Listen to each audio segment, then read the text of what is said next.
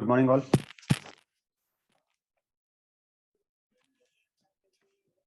So good morning. Morning.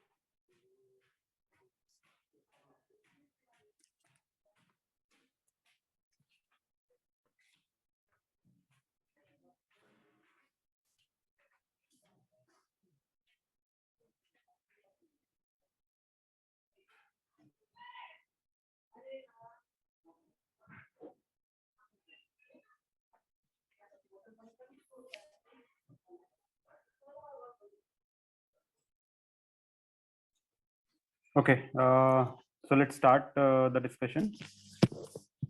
Okay. Main thing that we have to keep in mind again and again, I'm saying that keep your Python concept revised because they are very important. And during beginners interview, everybody asked about the different Python activities or different Python functions, especially definition of functions, decorators. Maybe different concept that we have learned during the Python classes. Just revise them again. They are very, very important. Recursion, these kind of things are required. Okay. चलो then let's start the discussion and थोड़ा और class के अंदर छोटी-मोटी activities देखते हैं. And then I will start with some more concepts from different area. ठीक है, तो Flask is something we are going to discuss up to some intermediate level. Just आप लोगों को थोड़ा पता होना चाहिए कि कैसे चीजें चल रही है एंड देन उसके बाद फिर हम लोग जो रहेगा दूसरी एक्टिविटी शुरू करते हैं. ठीक है, तो जो हम लोगों ने लास्ट टाइम पे किया था उसी से आगे बढ़ रहे हैं. तो हम लोगों ने पहले एक प्रोग्राम बना के देखा था फ्लास्क में कि किस तरह से इट वर्क्स और किस तरह से हम सर्वर को बाउंस करते हैं और किस तरह से उसको एंड करते हैं. ठीक है, तो ये चीज हम लोग पहले भी देख चुके हैं कि जब तक फ्लास्क सर्वर रन होता रहेगा तब तक आपका वेबसाइट अप रहेगा. जैसे ही आपने फ्लास्क सर्वर को बंद किया वेबसाइट भी बंद हो जाएगा. ठीक है, तो same thing is applicable for Django as well. ठीक है, आप किसी भी कंपनी में वर्क करोगे तो आइदर वहां पे जेंगो का यूज होगा या फ्लास्क का यूज होगा. ठीक है, दोनों में से कुछ भी यूज होगा जो कि एपीआई क्रिएशन में काम आता है. ठीक है, तो ये हम लोगों ने एंड पॉइंट ओपन करके रख दिया. This is also called as end point. इसको हम लोग एंड पॉइंट बोलते हैं. तो एंड पॉइंट मतलब क्या हो गया ना कि अगर आपके पास कोई जावा एप्लीकेशन है या फ्रंट एंड एप्लीकेशन है. फ्रंट एंड इज, जैसा कि आप लोग जानते हैं कि it is not going to be always defined in Python. वो हो सकता है कि एंगुलर में किसी ने डिफाइन कर रखी हो या जावा वगैरह में कर रखी हो या CSS वगैरह में कर रखी हो. मतलब दूसरे किसी भी एप्लीकेशन दूसरे किसी भी लैंग्वेज में आपका फ्रंट एंड डिफाइन हो सकता है. नाउ वो डिफाइन होने के बाद आपको तो कैसे तो भी पाइथन के जो कॉल है वो करवाने हैं. पाइथन का जो प्रोग्राम है वो कॉल करवाने हैं. अब वो करवाने हैं तो आपको क्या करना पड़ेगा ना कि आपके जो प्रोग्राम्स हैं उसके लिए कोई आपको एंड पॉइंट देने पड़ेंगे. तो एंड पॉइंट मतलब क्या हो गया कि यहाँ पे ही कहीं ना कहीं जब कोई भी ये वाले कोड बनाता है तो इन कोड को बनाने के बाद उसको बताना पड़ेगा कि भाई अब अगर तुमको इस वाले प्रोग्राम को कॉल करवाना है, पाइथन वाले प्रोग्राम को कॉल करवाना है तो you have to call this URL. ऐसा तुमको एक URL कॉल करना पड़ेगा. तो when you are going to call this URL automatically the system will route to this Python program. ये जो चीजें हम लोगों ने बनाई हैं these are called as end point. तो ये एंड पॉइंट्स को आप कॉल करवा सकते हैं अपने पाइथन वाले प्रोग्राम्स में. इस तरह से आप काम करते हैं. तो यहाँ पे भी आपका जो है फ्लास्क में हुआ, जेंगो में हुआ, आप लोग क्या करो कि एंड पॉइंट बना लो एंड देन उसके बाद जैसा मैं बोला था कि जेंगो होगा या फ्लास्क होगा, दोनों केसेस में आपको क्या करना है. तो दोनों केसेस में पहला तो आपको इस तरह से अपना स्क्रिप्ट रन करवाना है एंड देन स्क्रिप्ट रन करवाओगे तो यहाँ पे इस तरह से ये सर्वर रन होता रहेगा। जब तक ये सर्वर रन होता रहेगा तब तक आपका जो भी एंड पॉइंट है या जो भी एपीआई है या जो भी यूआरएल है वो वर्क करेगी। जैसे ही आपने कंट्रोल सी दबा के बंद किया उसको, या जैसे ही आपने सर्वर को क्लोज किया, तो वहां से भी आपका आउटपुट देखना बंद हो जाएगा फ्रंट एंड पे। ठीक है, तो you have to ensure that this is something 24/7 running. अब कोई मुझे बता सकता है कि क्या हम लोग कुछ ऐसी चीजें कर सकते हैं जिससे कोई भी एप्लीकेशन 24/7 रनिंग हो या कोई पर्टिकुलर टाइम पे रनिंग हो?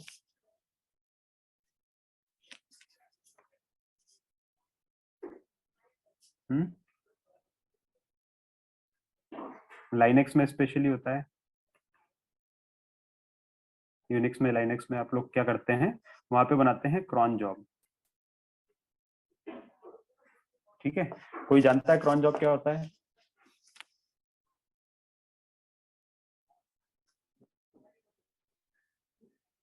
एनीबॉडी? किसी को पता है क्रॉन जॉब क्या होता है? थोड़ा बहुत भी लाइनेक्स किसी ने पढ़ा हुआ है, स्पेशली इंजीनियरिंग ग्रेजुएट्स? तो ऑटो स्केड्यूल जॉब्स होते हैं, उन्हें क्रॉन जॉब्स कहते हैं। हाँ, सो लाइक आपका IBM आई में आप लोग क्या करते हैं, आप बैच जॉब्स बनाते हैं। वैसे ही सेम चीज अगर आपको इसमें करनी है लाइनेक्स में, तो आपके क्रॉन जॉब होते हैं। तो क्रॉन जॉब करके आप सर्च कीजिएगा, बाकी लोगों से बोल रहा हूँ मैं, बाकी लोगों से भी बोल रहा हूँ कि क्रॉन जॉब आप सर्च करो। तो क्रॉन जॉब मतलब क्या हो गया ना, कि जैसे हमने ये बोला कि ये प्रोसेस अपनी रन होनी चाहिए 24/7, या ये जो प्रोग्राम है, एक्चुअली प्रोसेस प्रोसेस बोल रहा हूँ, बट होता क्या है, ये प्रोग्राम होता है कि इसको आपने रन किया तो ऑटोमेटिकली ये रन हो जाता है ना। वो कई बार क्या होता है कि कुछ कुछ जरूरतें ऐसी भी होती है प्रोग्रामिंग में, ये आपको एडिशनल इन्फॉर्मेशन दे रहा हूँ, बट कई बार प्रोग्रामिंग में ऐसी चीजें भी होती है कि आपको कुछ ऐसे प्रोग्राम्स होते हैं, जैसे ये प्रोग्राम है।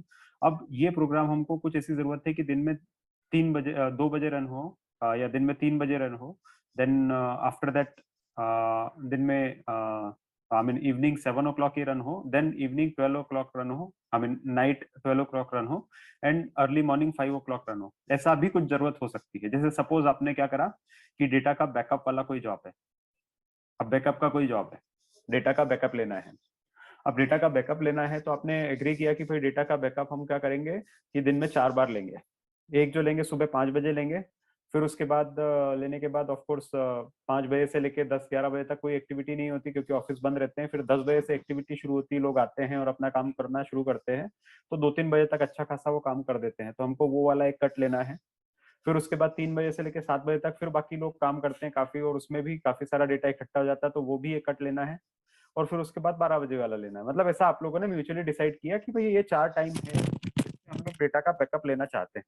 तो इन 4 टाइम पे आप डेटा का बैकअप लेना चाहते हो, तो वो बैकअप लेने के लिए तो हमको बैकअप की कोई स्क्रिप्ट होगी कि भाई from this folder copy this file to this particular file, ऐसा करके कुछ ना कुछ होता होगा। तो from here to here copy this data to this data, ऐसा करके उसमें स्क्रिप्ट लिखी होगी, उसके अंदर कुछ ना कुछ कमांड्स लिखी होंगी, और वो कमांड इसी तरह की किसी स्क्रीन पे लिखी होगी, इसी तरह का किसी तरह का प्रोग्राम लिखा होगा। तो किसी ना किसी को जाके बार बार उस प्रोग्राम को रन करना पड़ेगा, दिन में 3 बजे, देन शाम को 7 बजे, फिर रात को 12 बजे, देन सुबह 5 बजे। अब वो अगर मतलब ये जो है ये प्रैक्टिकली बहुत पॉसिबल नहीं है कि कोई जाके मैन्युअली हर बार इतनी बजे ये जॉब को रन करेगा और उसके बाद बैकअप हो पाए। ऐसा प्रैक्टिकली तो पॉसिबल नहीं कि कोई मैन्युअली जाए और उनको रन करे। तो उस चीज को अवॉइड करने के लिए लाइनेक्स में या यूनिक्स में हमारे पास बने हैं क्रॉन जॉब। क्रॉन जॉब का क्या काम है, तो क्रॉन जॉब का काम सिंपल सा ऐसा है कि हम उसके अंदर डिफाइन कर देते हैं कि भाई दिन में 3 बजे, 7 बजे, 12 बजे और सुबह 5 बजे हमको जाना है, और जाने के बाद एक प्रोग्राम कॉल करना है। प्रोग्राम का नाम में भी कुछ भी हो सकता है, जैसे हमारा फर्स्ट या इस प्रोग्राम का नाम जो भी ले लो, लेट्स से backup.py है, तो backup.py नाम का जो प्रोग्राम है ये हमको रन करना है। तो ये हम लोगों ने सिस्टम में डिफाइन कर दिया कि जैसे ही 3 बजेगा, 7 बजेगा, 12 बजेगा, 5 बजेगा, backup.py को रन कर दो, और जैसे ही वो रन होगा तो रन होगा मतलब क्या हो गया, पीछे पीछे बैकअप हो जाएगा। तो ये जो चीज होती है इसको लाइनेक्स में हम लोग बोलते हैं क्रॉन जॉब, IBM आई में आप लोग बैच जॉब्स बोलते थे, ऑटो शेड्यूल्ड जॉब बोलते थे। ठीक है, उसी का इक्विवेलेंट है क्रॉन जॉब यहाँ पे। ठीक है, कोई डाउट इसके अंदर क्रॉन जॉब क्या होते हैं?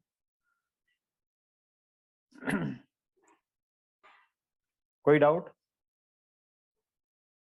किसी से भी पूछूं मैं डेफिनेशन?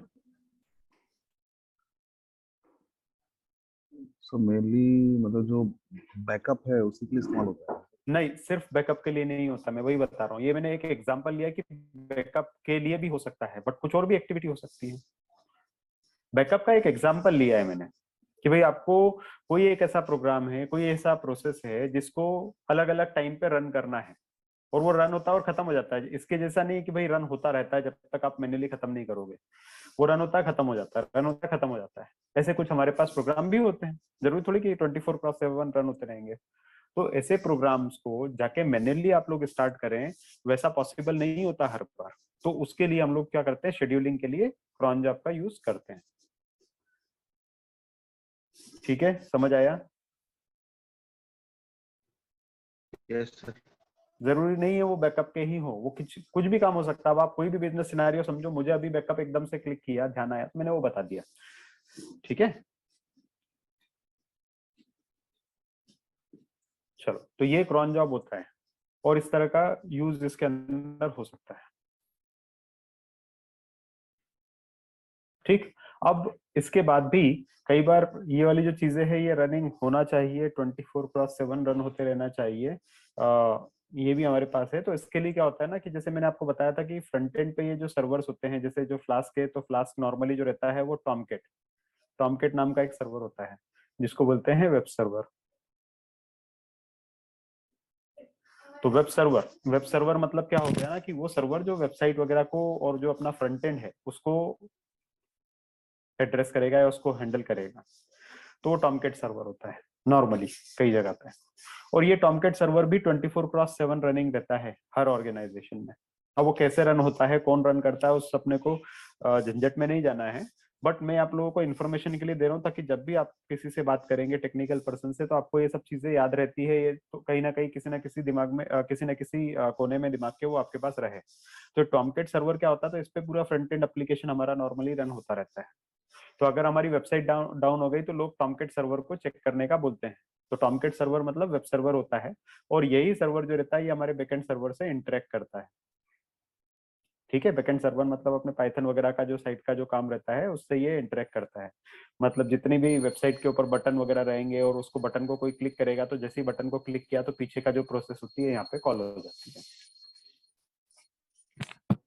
ठीक है, ये सारी चीजें आप लोग थोड़ा सा ध्यान में रखो, ये मैं टर्म्स आप लोगों को बताते जा रहा हूँ।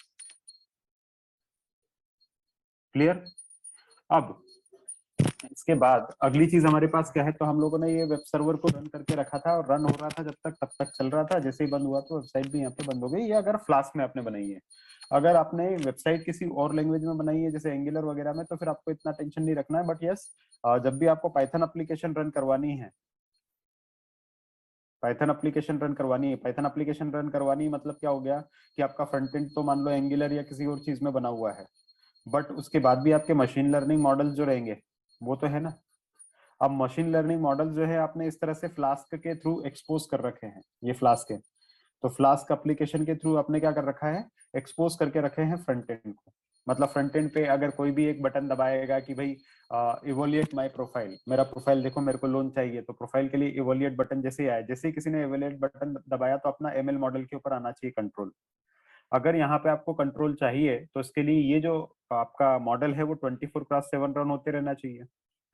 और वो कैसे रन होगा, तो वो हम लोग डिजेंगो या फ्लास्क उसके अंदर आपने लिखा हुआ है, और उसके सर्वर को आप कीप रनिंग रखेंगे, 24/7 रनिंग रखेंगे।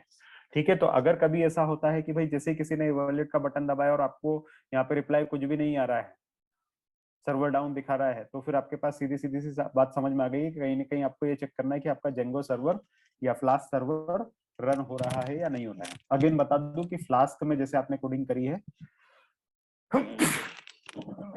सॉरी,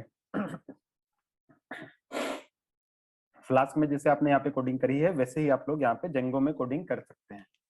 ठीक है, दोनों एक जैसी चीजें होती है, दोनों पाइथन सर्विसेज को एक्सपोज करने के काम आती है। जेंगो थोड़ा ज्यादा पावरफुल होता है, फ्लास्क जो रहता है वो थोड़ा मीडियम लेवल के एप्लीकेशंस के लिए होता है, बट थोड़ा ये कॉम्प्लिकेटेड होता है, कम कॉम्प्लिकेटेड होता है। ठीक है, बात समझ में आ गई ये सब चीजें जो मैं बता रहा हूँ? क्योंकि कई बार ऐसा होता है कि इंटरव्यूज में सिनारियोज वगैरह पूछ लेते हैं, तो उस तरह के सिनारियोज में आप लोग इस तरह की चीजें बता सकते हैं, थोड़ा भी आपको ध्यान में रहता है। तो ये वीडियोस जो रहेंगे ये रिवाइज कर करके आप लोग देखते रहना बार बार।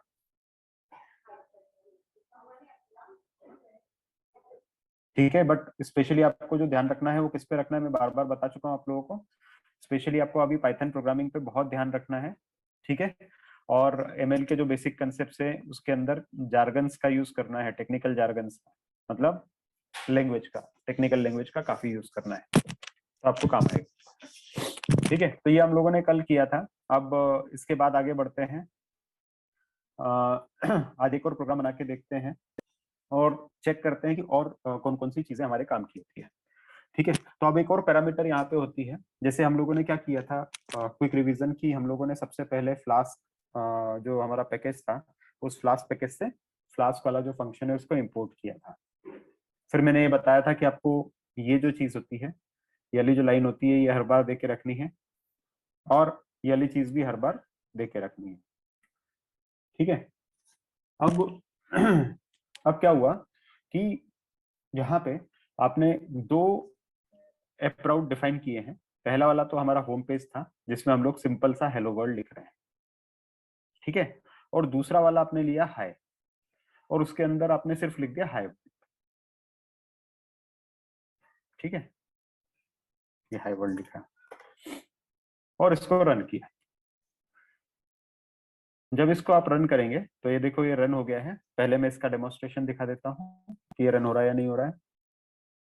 तो ये हेलो वर्ल्ड रन हो गया आपका, ठीक है। और हेलो वर्ल्ड रन होने के बाद आपने यहाँ पे क्या करा, यहाँ पे हाई लिखा, तो जैसे हाई लिखा तो ये हाई वर्ल्ड हो गया, ठीक।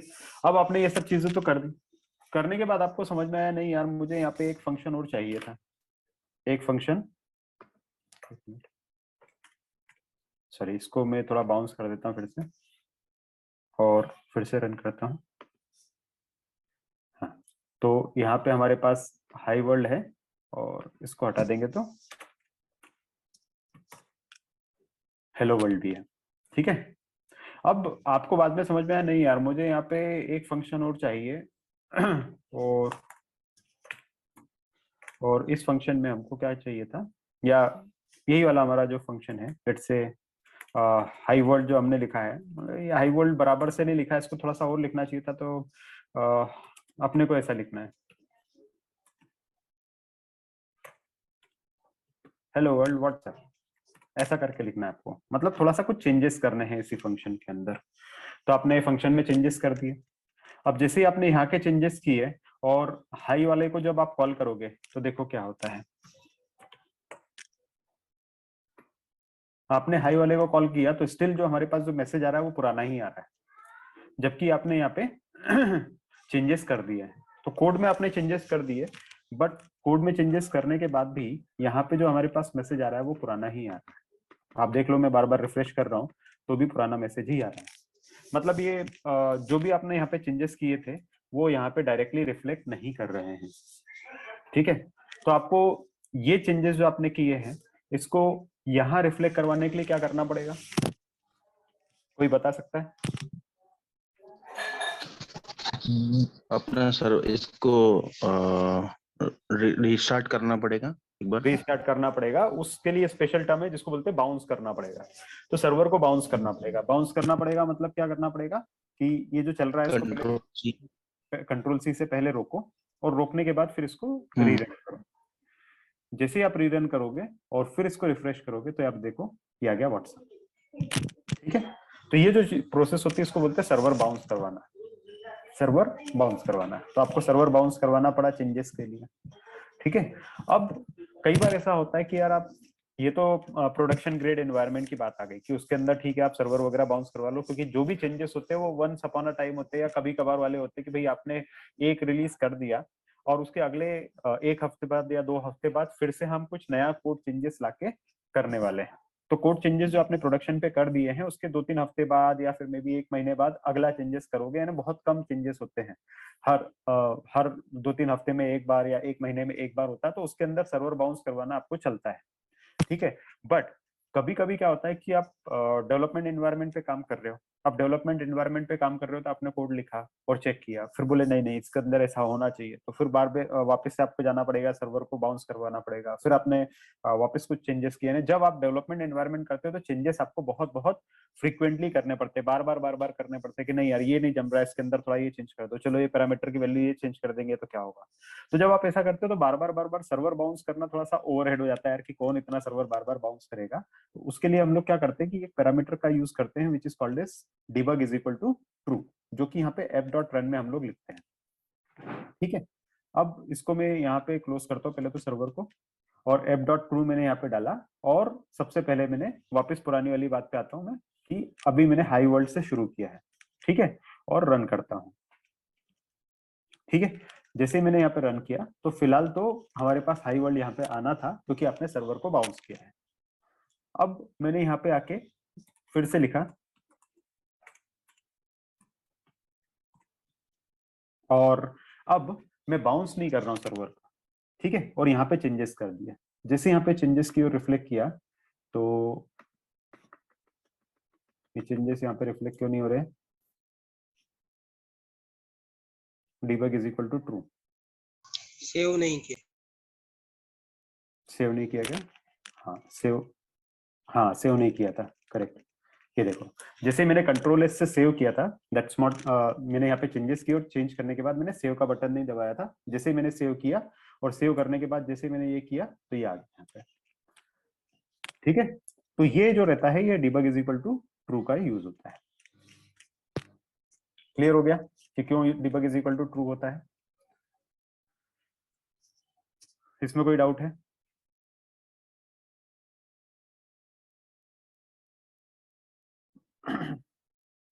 नाउ अगला चीज हम लोग देखते हैं कि पासिंग आर्ग्यूमेंट्स, मतलब अगर हमको कोई आर्ग्यूमेंट्स पास करने हैं फ्रंट एंड से ही, और वो बहुत इंपॉर्टेंट चीज हो जाती है हमारे लिए किसी भी मॉडल को रन करने के लिए, क्योंकि जैसे आप कोई मशीन लर्निंग मॉडल जो बना रहे थे, तो मशीन लर्निंग मॉडल बनाने के लिए आपको क्या करना पड़ेगा, लेट्स से एक एमएल मॉडल बना रहे हैं तो उसमें आप लोगों की एज पूछोगे, सैलरी पूछोगे फ्रंट एंड से ही, कुछ और चीजें पूछोगे, डिटेल्स, एज हो गया, सैलरी हो गई, या फिर ये तो चलो फ्रंट एंड से बन के आ रहा है, बट ये जो भी फ्रंट एंड से बन के आया है ये आपके एप्लीकेशन में तो एज एन आर्ग्यूमेंट ही आएगा ना। आर्ग्यूमेंट मतलब क्या हो गया ना, कि आपको एज और सैलरी, यानी आप एक कोड रन करना चाहते हैं और उस कोड के अंदर आपको वैल्यूज चाहिए कि एज की वैल्यू इतनी है, सैलरी की वैल्यू इतनी है, तो ये जो आर्ग्यूमेंट्स है ये आपके पाइथन ये आपकी फ्लास्क एप्लीकेशन में आना चाहिए।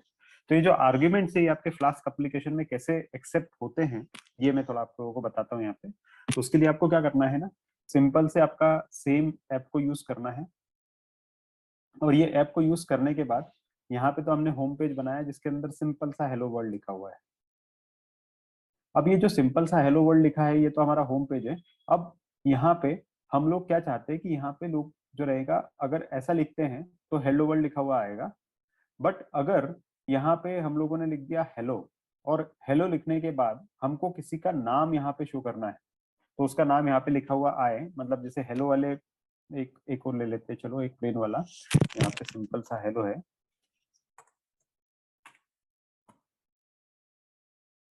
इसको मैं कमेंट कर देता हूँ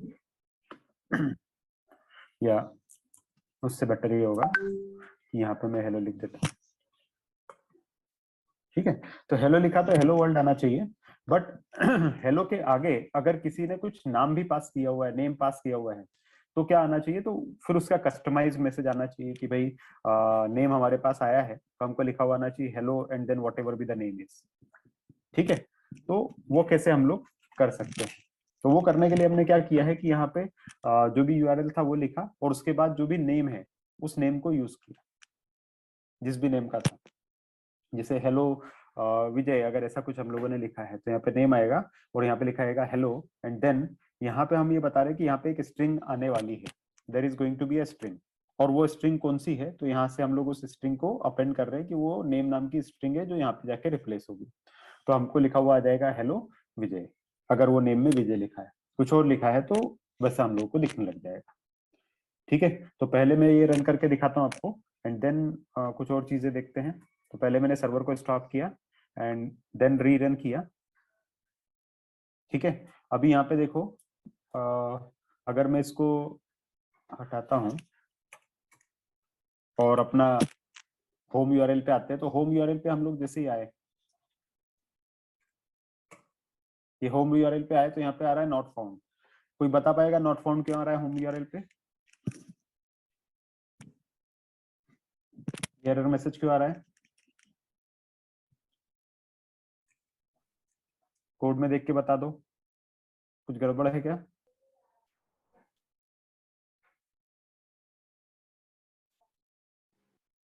जल्दी बताओ। डीबग ऑफ है। नहीं, उससे कुछ फर्क नहीं आता। तो वेरिएबल डिफाइंड नहीं है। नहीं, आप ये देखो कि ये मैसेज आया है, इस मैसेज का क्या मतलब था? URL not found. हाँ, क्या मतलब है उसका? पेज फंक्शन नहीं मिल रहा है। फंक्शन नहीं मिल रहा है, तो यहाँ पे क्या फंक्शन हम लोगों ने डिफाइन नहीं किया है क्या?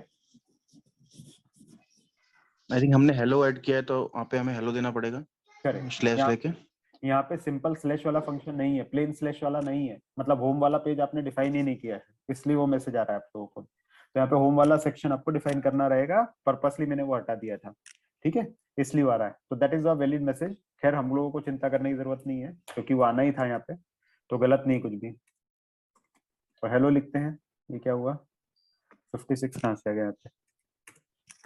हेलो, तो ये जैसे ही आपने हेलो लिखा तो हेलो वर्ल्ड आ गया। ये हम लोगों ने डिफाइन किया था हेलो वर्ल्ड वाला। और अब आगे बोला था कि आगे जाके आपको यहाँ पे कुछ अगर नाम लिखना है तो नाम भी लिख सकते हैं, तो लिख देते हैं यहाँ पे नाम। और अब ये जो नेम रहेगा ये कस्टमाइज लिख सकते हैं, लेट से हम लोग लिख रहे हैं ऐसा कुछ नेम। तो ये आप देखो कि यहाँ पे जो आपने लिखा है वो यहाँ पे आया है। ठीक है, आपने यहाँ पे जो था वो पैरामीटर्स को डिफाइन किया था। आपने यहाँ पे हार्ड मैसेज नहीं लिखा, हार्ड मैसेज यहाँ पे हेलो सौरभ नहीं लिखा था आपने, यहाँ पे आपने एक वेरिएबल लिखा था जो कि यहाँ से पास हो रहा है। ठीक है, यहाँ पे कुछ और भी आप लिख सकते हैं। तो जो आप यहाँ पे लिखेंगे, जो आप आर्ग्यूमेंट यहाँ पे पास करेंगे, वही की वही सीधा यहाँ पे पास हो जाएगा। ठीक है, मतलब ये कहीं ना कहीं थोड़ा सा जो सॉफ्ट कोडिंग होती है या ऐसा चीज होती है कि जहाँ पे दो सर्वर्स एक दूसरे से इंटरेक्ट करते हैं और एक सर्वर से वैल्यू आ रही है, उस वैल्यू को आप लोग यहाँ पास करवा सकते हैं, तो आपके जो भी यहाँ पे एक्टिविटीज होगी उसको आप लोग हैंडल कर सकते हैं ना, वेरिएबल्स को ले सकते हैं। तो ये होता है पैरामीटर पासिंग। अब पैरामीटर्स जो रहती है वो जरूरी नहीं कि हर बार आप एक स्ट्रिंग यानी नेम ही पास करोगे। ये भी हो सकता है कि आपको अगर इंटीजर पास करना है तो वहां पे %d लिखना पड़ेगा, विच इज गोइंग टू से कि भाई हम लोग यहाँ पे इंटीजर दे रहे हैं। ठीक है, फिर उसके बाद फ्लोट है, फ्लोट मतलब अगेन नंबर हो गया, तो नंबर दे रहे हैं। तो स्ट्रिंग भी हो सकती है, इंटीजर के लिए आप %d यूज करो, फ्लोट के लिए %f यूज करो। ठीक है, तो ऐसा ही यहाँ पे आप जो है एक मैंने प्राइस नाम का भी वेरिएबल दिखाया है। मतलब आपको एक एप्लीकेशन क्रिएट करना है जहां पे ये लिखना है कि price of tomato today is 50 INR और 100 INR या जो भी हमारे पास है। तो ये एक तरह का एप्लीकेशन हम लोग बनाना हो अगर आपको, कि ये जो आपका फ्लास्क एप्लीकेशन है ये जाके कनेक्ट होता हो किसके साथ,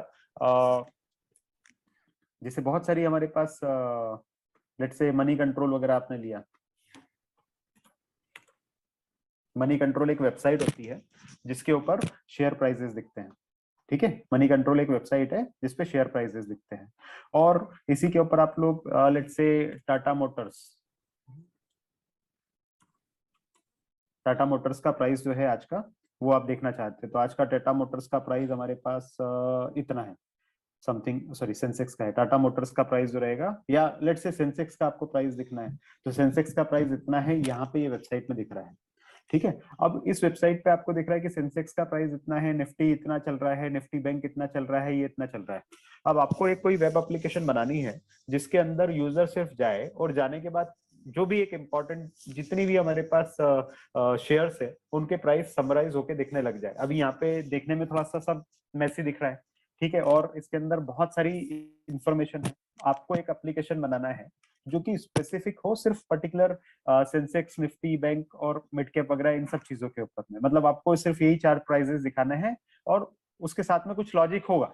ठीक है, पर आपको एक ऐप बनाना है जिसके अंदर ये सारे सिर्फ ये वाले प्राइस समराइज होके आपके पास डेली आए, और ये जो प्राइसेस समराइज होकर डेली आ रहे हैं इसको आप लोग अपने डेटाबेस में स्टोर करते हैं, और उसके बेसिस पे आप ग्राफ वगैरह, क्योंकि यहाँ पे आप देखोगे तो यहाँ पे कुछ ग्राफ वगैरह अभी फिलहाल दिख नहीं रहे हैं यूजर के लिए, बट आप यूजर को एक ऐसा ऐप बना के देना चाह रहे हैं जिसके ऊपर यूजर आएगा तो डेली के प्राइसेस का समराइजेशन हो जाता है, उनका ट्रेंड दिखेगा कि ग्राफ के हिसाब से ये बढ़ रहे हैं, कम हो रहे हैं, क्या हो रहे हैं, कौन कौन से रीजन है, एंड देन फाइनली फिर आप यूजर को बोल रहे हैं कि ठीक है ये हम लोग आपको दिखा रहे हैं, साथ में आप क्या करो हमसे मतलब अगर आपको कोई शेयर मार्केट से शेयर वगैरह खरीदना हो तो हमारे एप्लीकेशन पे आके आप शेयर भी खरीदो या बेचो, यानी ट्रेडिंग करो उसकी। तो ऐसा आपको अगर कोई एप्लीकेशन बनाना है तो उसके लिए आपको क्या करना पड़ेगा कि आपको यहाँ से ये जो पूरा इनपुट रहता है ये लेना पड़ेगा लगातार और अपने ऐप पे दिखाना पड़ेगा, ठीक है, क्योंकि ये जो चीजें सेंसेक्स से जो प्राइसेस वगैरह लेना ये थोड़ा सा आपके लिए लंबा काम हो जाएगा, बट अगर मनी कंट्रोल ने अपना एपीआई ओपन करके रखा होगा, इसको बोलते हैं एपीआई ओपन करना, जैसे कई सारी चीजें होती हैं मनी कंट्रोल एपीआई,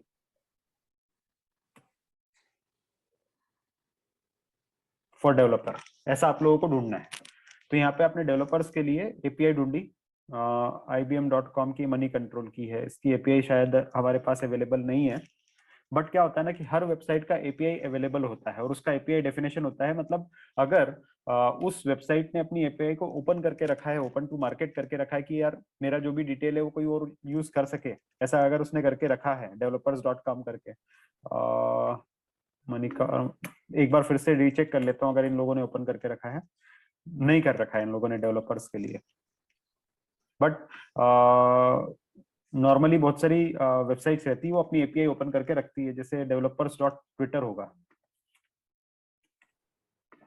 एक बार दिखा देता हूँ, जैसे ये देखो डेवलपर्स ट्विटर लॉगिन, मतलब क्या हो गया ना, ये देखो developerstwitter.com। तो एक तो आपने ट्विटर देखा होगा रेगुलर वाला जो आप लोग यूज करते हैं जहां पे आप जाके ट्वीट करते हैं, वो तो यूजर वाला हो गया, दूसरा होता है डेवलपर वाला। तो डेवलपर वाला अकाउंट मतलब क्या हो जाता है कि ट्विटर ने अपनी एपीआई ओपन करके रखी है लोगों के लिए, मतलब कोई आएगा, ये देखो ये मैंने जैसे ही क्लिक किया यहाँ पे तो कोई भी डेवलपर है इसको यूज कर सकता है, डेवलपर यूज कर सकता है, इसका मतलब क्या होगा ना कि बैकएंड में से जैसे ही आपने कुछ भी ट्वीट किया तो वो ट्वीट जो रहेगा वो आपने ट्वीट तो यूआई से कर दिया, बट उसका डेटा कहीं ना कहीं एपीआई में स्टोर, उसका डेटा कहीं ना कहीं ट्विटर का स्टोर रहता होगा, या फिर वो जो ट्वीट्स है उनको रियल टाइम पे आपको किसी प्लेटफॉर्म दूसरे प्लेटफॉर्म पे लाना है तो वो आप इस वेबसाइट पे आने के बाद यहाँ से फेच कर सकते हैं वो सारी चीजें, ठीक है। तो स्टेप 1 उसके लिए आपको क्या करना पड़ेगा, रिक्वेस्ट टोकन लेना पड़ेगा, देन वो जो रिक्वेस्ट टोकन आपने लिया है उस टोकन को आपको यूज करके ऑथेंटिकेट करवाना पड़ेगा और उसको यहाँ पे इस तरह से इंटीग्रेट करना पड़ेगा। ये बहुत लंबा प्रोसेस होता है, थोड़ा सा लंबा प्रोसेस है, आप इसके बारे में अलग से सोच सकते हैं, पढ़ सकते हैं, बट मैं आपको आइडियाज बता रहा हूँ कि कैसे यहाँ पे काम कर सकते हैं। तो ये जो ट्विटर एपीआई है, इन ट्विटर एपीआई के थ्रू आप ये देख सकते हैं कि भाई पिछले 1 घंटे में आपके आपकी जो भी एप्लीकेशन है, लेट्स से आप यू वर्क फॉर एप्पल, अगर आप एप्पल के लिए काम कर रहे हो तो पिछले 1 घंटे में एप्पल वाला जो हैंडल है उसके ऊपर कितने ट्वीट्स हुए या कितने रिट्वीट्स हुए। जैसे आपने कोई एप्पल के ऊपर ट्वीट किया किसी चीज को लेके, अब उसके ऊपर लोग रीट्वीट करते हैं और रीट्वीट करके बताते हैं, जैसे आपने ट्वीट किया, आपने अनाउंसमेंट किया वी आर लॉन्चिंग आईफोन 15, अभी आया नहीं है वैसे, but we are launching iPhone 15, ये सब आपने ट्वीट कर दिया एक बहुत अच्छा सा वीडियो बनाने के बाद एज एन एप्पल कंपनी। अब क्या होगा, उसके ऊपर जो भी हमारे फॉलोअर्स होंगे एप्पल के, वो सारे रिट्वीट करेंगे, बोलेंगे awesome, very good, this that, नहीं नहीं मुझे नहीं चाहिए अभी 15 14 अच्छा है, what is going to be the price, या फिर what is going to the battery of it, या कैसा लुक एंड फील होगा, ऐसा बहुत सारे ट्वीट्स आ सकते हैं। अब एक तरीका तो ये है कि कोई मैन्युअली जाए और उन सभी ट्वीट्स को एक एक करके पढ़ता रहे और समझता रहे, ऐसा आप लोगों को रख सकते हैं, या फिर आप क्या कर सकते हैं उसी के ऊपर एनालिसिस कर सकते हैं as a machine learning experts. कैसे एनालिसिस कर सकते हैं कि वो जो सारे रिट्वीट्स आए हैं उन सारे रिट्वीट्स को आप पिछले 1 घंटे का पेड एपीआई अगर आपने लिया, अभी ये सिंपल वाला फ्री वाला एपीआई है, तो फ्री वाला एपीआई शायद 1 घंटे के आसपास का ही ट्वीट्स को कैप्चर कर सकता है, बट अगर आपने इसी का पेड अकाउंट लिया है तो वो पूरे 1 हफ्ते के ट्वीट्स को भी ले सकता है, 1 महीने के ट्वीट्स को भी ले सकता है, दूसरों के ट्वीट्स को भी ले सकता है, and so on and so fourth. ऐसा होता है। देखो मेक योर फर्स्ट रिक्वेस्ट या जो भी आपने दे रखा है, इसमें पेमेंट वाले भी रहते हैं, तो फ्री वाले भी रहते हैं, पेमेंट वाले भी रहते हैं। तो अगर आपने पेड वाला ले रखा है, चलो फ्री वाला ही ले लिया फॉर इंस्टेंस, तो 1 घंटे का अगर इसने कैप्चर कर लिए सारे ट्वीट, तो 1 घंटे में लेट से हमारे पास 1000 ट्वीट्स आए। अब उन 1000 ट्वीट्स के ऊपर आप सेंटिमेंट एनालिसिस कर सकते हैं। सेंटिमेंट एनालिसिस मतलब क्या हो गया ना कि आपके पास जितने भी ट्वीट्स आए तो उसमें से कुछ में लिखा होगा what's wow, I am very excited, I am so happy to find to discover that you are launching your iPhone 15, I am eagerly waiting for it, और इस तरह के बहुत सारे अलग अलग ट्वीट्स आ सकते हैं। कुछ लोग बोलेंगे no no I am not interested, I am just kind of fed up with Apple और so on and so forth. तो आपको ये सारे ट्वीट्स निकालने और उन ट्वीट्स को के अंदर के जो वर्ड्स रहते हैं उसके बेसिस पे आप सेंटिमेंट एनालिसिस कर सकते हैं कि yes people are excited about iPhone 15 और नॉट एक्साइटेड अबाउट आईफोन 15। तो ये इस तरह के आप एप्लीकेशन बना सकते हैं। इस तरह की मशीन लर्निंग एप्लीकेशन बना सकते हैं जिसके अंदर जो जहां तक जो ट्वीट्स को फेच करने वाला जो काम था वो तो आप लोगों ने नॉर्मल तरीके मतलब अपना फ्रंट एंड वाली जो चीजें थी उन सब चीजों के थ्रू फेच कर लिया। You might have used Flask application in that as well, और जो भी फिर डेटा जो कलेक्ट हुआ है पिछले 1 घंटे का उसको आपने एक्सेल में या किसी डेटा फ्रेम में या किसी चीज में रखा है एंड देन उसके ऊपर आपने अपना मशीन लर्निंग यानी एनएलपी एल्गोरिदम रन करके सेंटिमेंट एनालिसिस कर लिया। तो इस तरह की चीजें आप कर सकते हैं। ठीक है, मतलब ये सारी चीजें जो रहेगी वो पैरामीटर और इस तरह की चीजें एक्सेप्ट करने के बेसिस पे काम करती है। इसी तरह से मैं मनी कंट्रोल का भी बता रहा था कि अगर उन्होंने ओपन किया होता, अभी इसने शायद ओपन नहीं किया, मुझे मिल नहीं रहा है, बट अगर इसने ओपन किया होता तो उससे हम सेंसेक्स का, निफ्टी का, इन सब के प्राइजेस ले सकते थे, और वो जो प्राइजेस आते वो हमारे पास यानी बैकएंड पे इस तरह से आते और वो इस तरह से हम लोग यहाँ पे रिसीव कर सकते थे, और रिसीव करने के बाद में फिर उनका यूज कर सकते थे। ठीक है, तो वही चीज उसी तरह का ही कुछ कुछ आइडिया लगा के हम लोगों ने प्राइस नाम का एक वो बनाया। उसके अंदर हमने बोला कि हम यहाँ पे फ्लोट में प्राइस एक्सेप्ट करेंगे। अब ये जो प्राइस है ये प्राइस क्या होगा, तो ये प्राइस, अब मान लो यही वाला कोड आपने किसी और एप्लीकेशन में डाल रखा था जहां से प्राइस नाम का वेरिएबल आता और यहाँ पे पास हो जाता। ठीक है, तो ये जो प्राइस है ये प्राइस हमारे पास क्या है, यही प्राइस हमने लिया और उसको पास कर दिया। Price for tomato today is F stands for what, float. ठीक है, दिस मच INR। ठीक, तो ये एप्लीकेशन है आपका। Let's bounce it and rerun it, और अब इसमें हम लोग प्राइस के ऊपर जाके देखते हैं।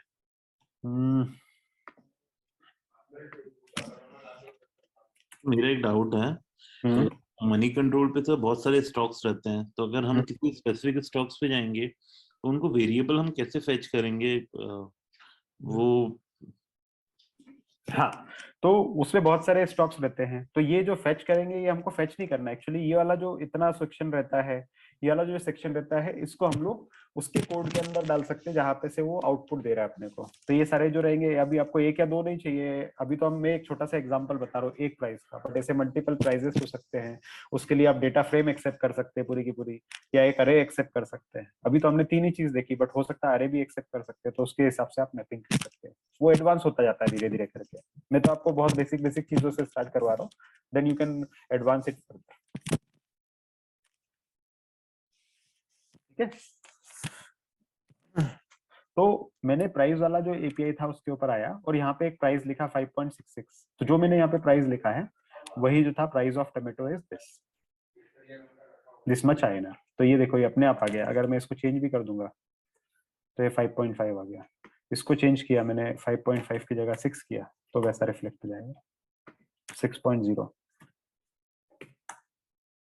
ठीक है, अब ये इसके अंदर एरर हैंडलिंग वाला कंपोनेंट आ सकता है जहां पे हमने क्या करा है कि 6 लिखा तो इसने एक्सेप्ट नहीं किया, मतलब इंटीजर लिखा तो इसने एक्सेप्ट नहीं किया, पर जैसे ही आपने पॉइंट में डाला तो इसने एक्सेप्ट करना शुरू कर दिया। तो this is an error in the application, तो इसको एड्रेस करना रहेगा आपको। ठीक है, तो ये इस तरह से आप लोग इसके अंदर कुछ अगर पास करना रहेगा आपको आर्ग्यूमेंट्स, तो आप आर्ग्यूमेंट भी पास कर सकते हैं। नाउ अगला हमारे पास देखते हैं डायनेमिक राउटिंग। डायनेमिक राउटिंग मतलब क्या हो गया है कि अगेन अगर हमको अलग अलग आपने यूआरएल बना के रखी है, अलग अलग आपने यूआरएल बना के रखी है।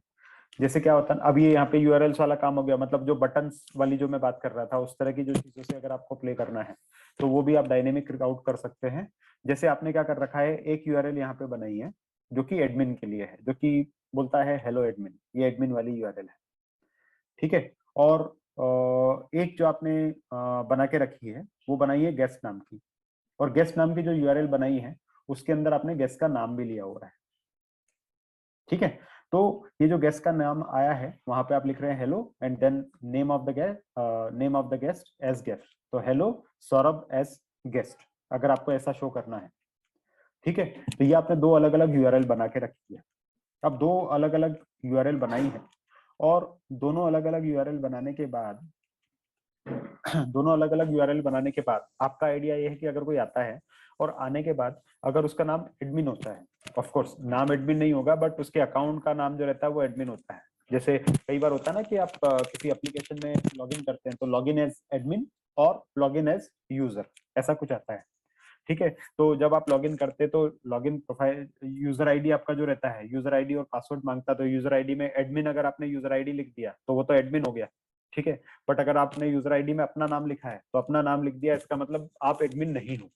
That is what is the logic. तो अगर आप एडमिन हो, आपने लॉगिन किया है एज एन एडमिन, तो आपको एक दूसरा पैनल दिखना चाहिए because you are an admin, तो आप बहुत सारी एक्टिविटी कर सकते हो उस पर्टिकुलर वेबसाइट पे या उस एप्लीकेशन पे। तो आपको एक अलग पेज दिखेगा with all set of different authorities. और अगर आपने उसमें लॉगिन किया एज अ पर्सनल प्रोफाइल, तो आप पर्सनल प्रोफाइल करोगे तो बेस्ड ऑन योर प्रोफाइल आपको अलग पेज दिखना चाहिए। That is what is the logic, और वो आपको बनाना है। यहाँ पे आइडिया समझ में आया क्या करना है आपको? आपको समझ में आया आइडिया कि अगर आप as an admin user ID डालोगे या एज एन एडमिन आओगे तो आपको एडमिन वाला एक अलग पेज दिखना चाहिए। उस पेज के ऊपर अभी तो हम लोग हेलो एडमिन दिखा रहे हैं, बट नॉर्मली क्या होता है एप्लीकेशंस में बहुत सारी अलग अलग एक्टिविटीज के साथ वो दिखता है, तो वो दिखना चाहिए आपको। और अगर आपने एडमिन को छोड़ के कुछ अलग आपने नाम डाल दिया, मे बी गेस्ट डाल दिया या गेस्ट का नाम डाल दिया, तो फिर आपको कुछ अलग चीज दिखनी चाहिए। तो ये आपका लॉजिक बना रहे हैं हम लोग यहाँ पे। क्लियर है?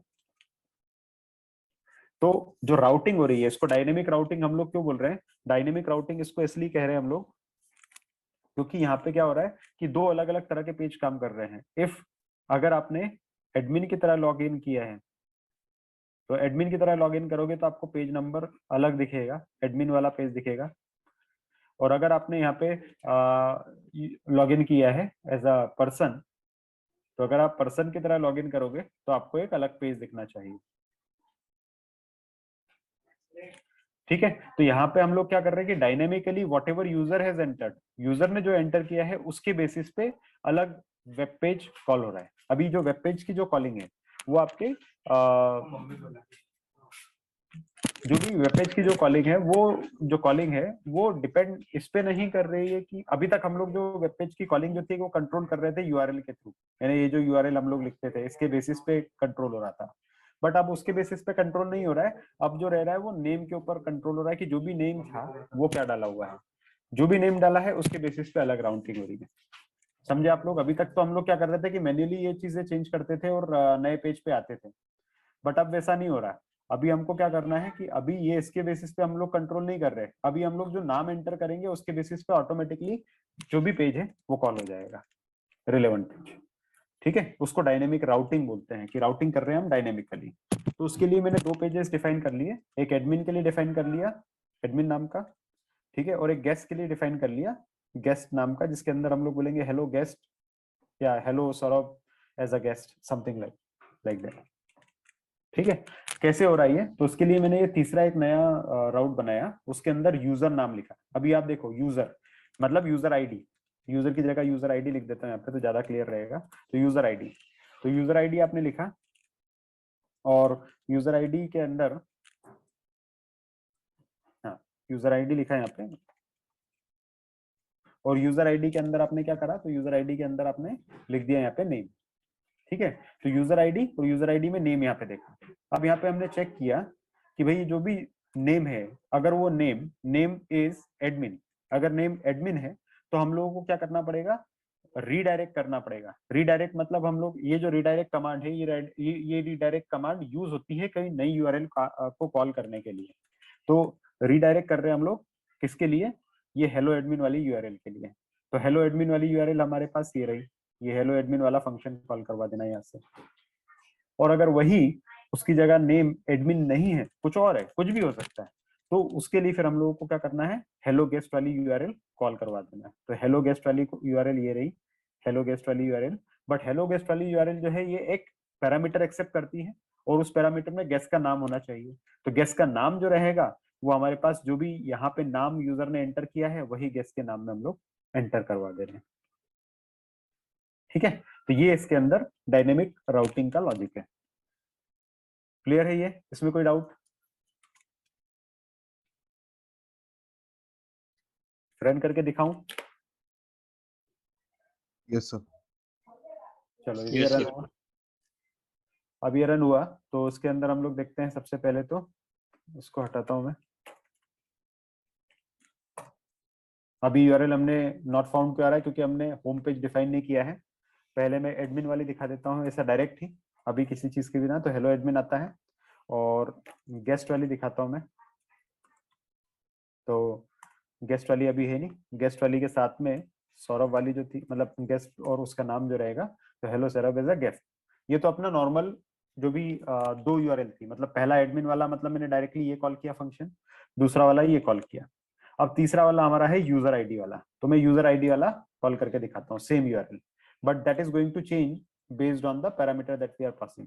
यूजर आईडी नाम का यूआरएल है, और इसमें मैंने अगर एडमिन कॉल किया, एडमिन पास किया, तो अगर एडमिन पास करोगे तो यहाँ पे क्या आएगा? Hello admin. और अगर मैंने एडमिन की जगह, सॉरी, अब मैंने यूजर आईडी है ना, और एडमिन की जगह मैंने पास किया सौरभ। अभी आप देखना मैं यूआरएल कौन सी कॉल कर रहा हूँ, user ID and Saurabh. But अगर आप देखोगे तो ये किस पे आ गया ऑटोमेटिकली? गेस्ट एंड सौरभ पे। मतलब अंदर की अंदर ही यूआरएल चेंज हो रही है।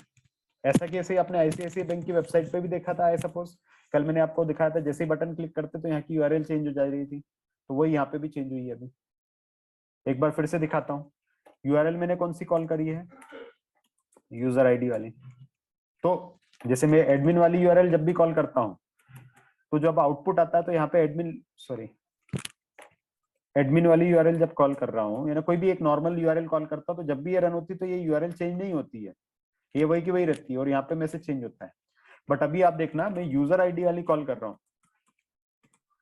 और यहाँ पे मैंने एडमिन लिखा, तो ये यूआरएल चेंज नहीं होनी चाहिए, सिर्फ ये मैसेज चेंज होना चाहिए नीचे का। पर जैसे मैं एडमिन लिखूंगा तो ये देखो, ये यूआरएल पूरी की पूरी चेंज होगी। इसका मतलब कि ये यूआरएल जो है, पुरानी जो यूजर आईडी वाली यूआरएल थी वो बदल गई है अभी, या राउट हो गई है इस वाली यूआरएल के अंदर में, चेंज हो गई है। और अगर वही यूजर आईडी और यहाँ पे गेस्ट लिखता हूं मैं, तो गेस्ट में मैंने कुछ भी लिखा, जैसे मैंने लिखा तो देखो ये गेस्ट के ऊपर रीराउट हो गई है और मैसेज चेंज हो गया। तो इसको बोल रहे हैं राउट कर रहे हैं हम लोग, यूआरएल को बदल रहे हैं, यूआरएल को डाइवर्ट कर रहे हैं, चेंज कर रहे हैं, राउट कर रहे हैं, जो भी आप बोलना चाह रहे हैं। तो समझ में आया क्या करा मैंने?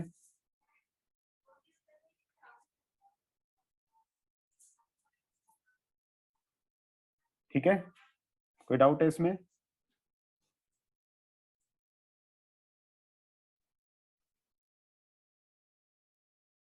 कोई डाउट?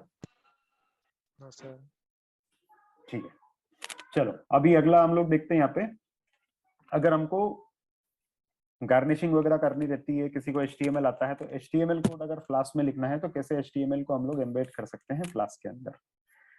ठीक है, तो उसके अंदर हमने सिंपल सी बात है, कोई बड़ा काम है ये नहीं है, कोई बहुत बड़ी चीज नहीं है। ये फ्लास्क आपने लिया है, उसी के अंदर आपने क्या करा, उसका राउट डिफाइन किया, और राउट डिफाइन करने के बाद अगर आपको HTML कोड लिखना है तो आप यहाँ पे HTML कोड डायरेक्टली एम्बेड कर सकते हैं। जैसे HTML कोड कैसे लिखा जाता है, वो स्टार्ट और एंड होता है, ये स्टार्ट टैग होता है HTML का, HTML लिखते हैं डायरेक्टली ऐसे, तो ये इसका मतलब है कि इसके अंदर जो भी आएगा वो HTML कोड आने वाला है। और ये जो है यहाँ पे HTML के पहले आपने एक स्लैश के साथ में HTML लगाया, इसका मतलब यहाँ पे हम लोगों का HTML कोड एंड होने वाला है। सिस्टम को समझ में आना चाहिए ना कि कहाँ पाइथन में काम कर रहे हैं, कहाँ फ्लास्क का कोड कर रहे हैं, कहाँ HTML का कर रहे हैं। तो ये HTML यहाँ पे, और ये इसका मतलब ये कि यहाँ पे HTML ब्लॉक शुरू होगा और यहाँ पे खत्म होगा। जैसे इफ और एंड इफ होता है कि इफ से इफ जहाँ लिखते हैं वहां से शुरू होता है ब्लॉक, और एंड इफ जहाँ पे लिखते हैं वहां पे खत्म होता है। तो वैसे यहाँ पे HTML लिखा हुआ है और यहाँ पे एंड HTML हो जाएगा। अब बीच में आप HTML कोड लिख सकते हैं। तो यहाँ पे हम बॉडी डिफाइन कर रहे हैं HTML की, तो ये बॉडी स्टार्ट यहाँ पे हो रही है और बॉडी यहाँ पे खत्म हो रही है। ठीक है, फिर आपने क्या करा, यहाँ पे एच मतलब हेडिंग टाइप का लिखना है आपको, हेलो वर्ल्ड हेडिंग में लिखना है। तो ये हेडिंग स्टार्ट, हेडिंग एंड, और उसके बाद हेलो वर्ल्ड लिखा हुआ है। थोड़ा सा HTML कोडिंग आप देखोगे तो ये समझ में आ जाएगा। यहाँ पे मेरा पर्पस सिर्फ इतना है कि आप HTML कोड का भी यहाँ पे यूज कर सकते हैं, दिखाना था। तो दिखा देता हूँ मैं आपको यहाँ पे रन करके। पहले इसको स्टॉप करता हूँ मैं और फिर रीरन करता हूँ। ठीक है, जैसे मैंने रीरन किया, ऐसे में बेस वाले पे जाते हैं,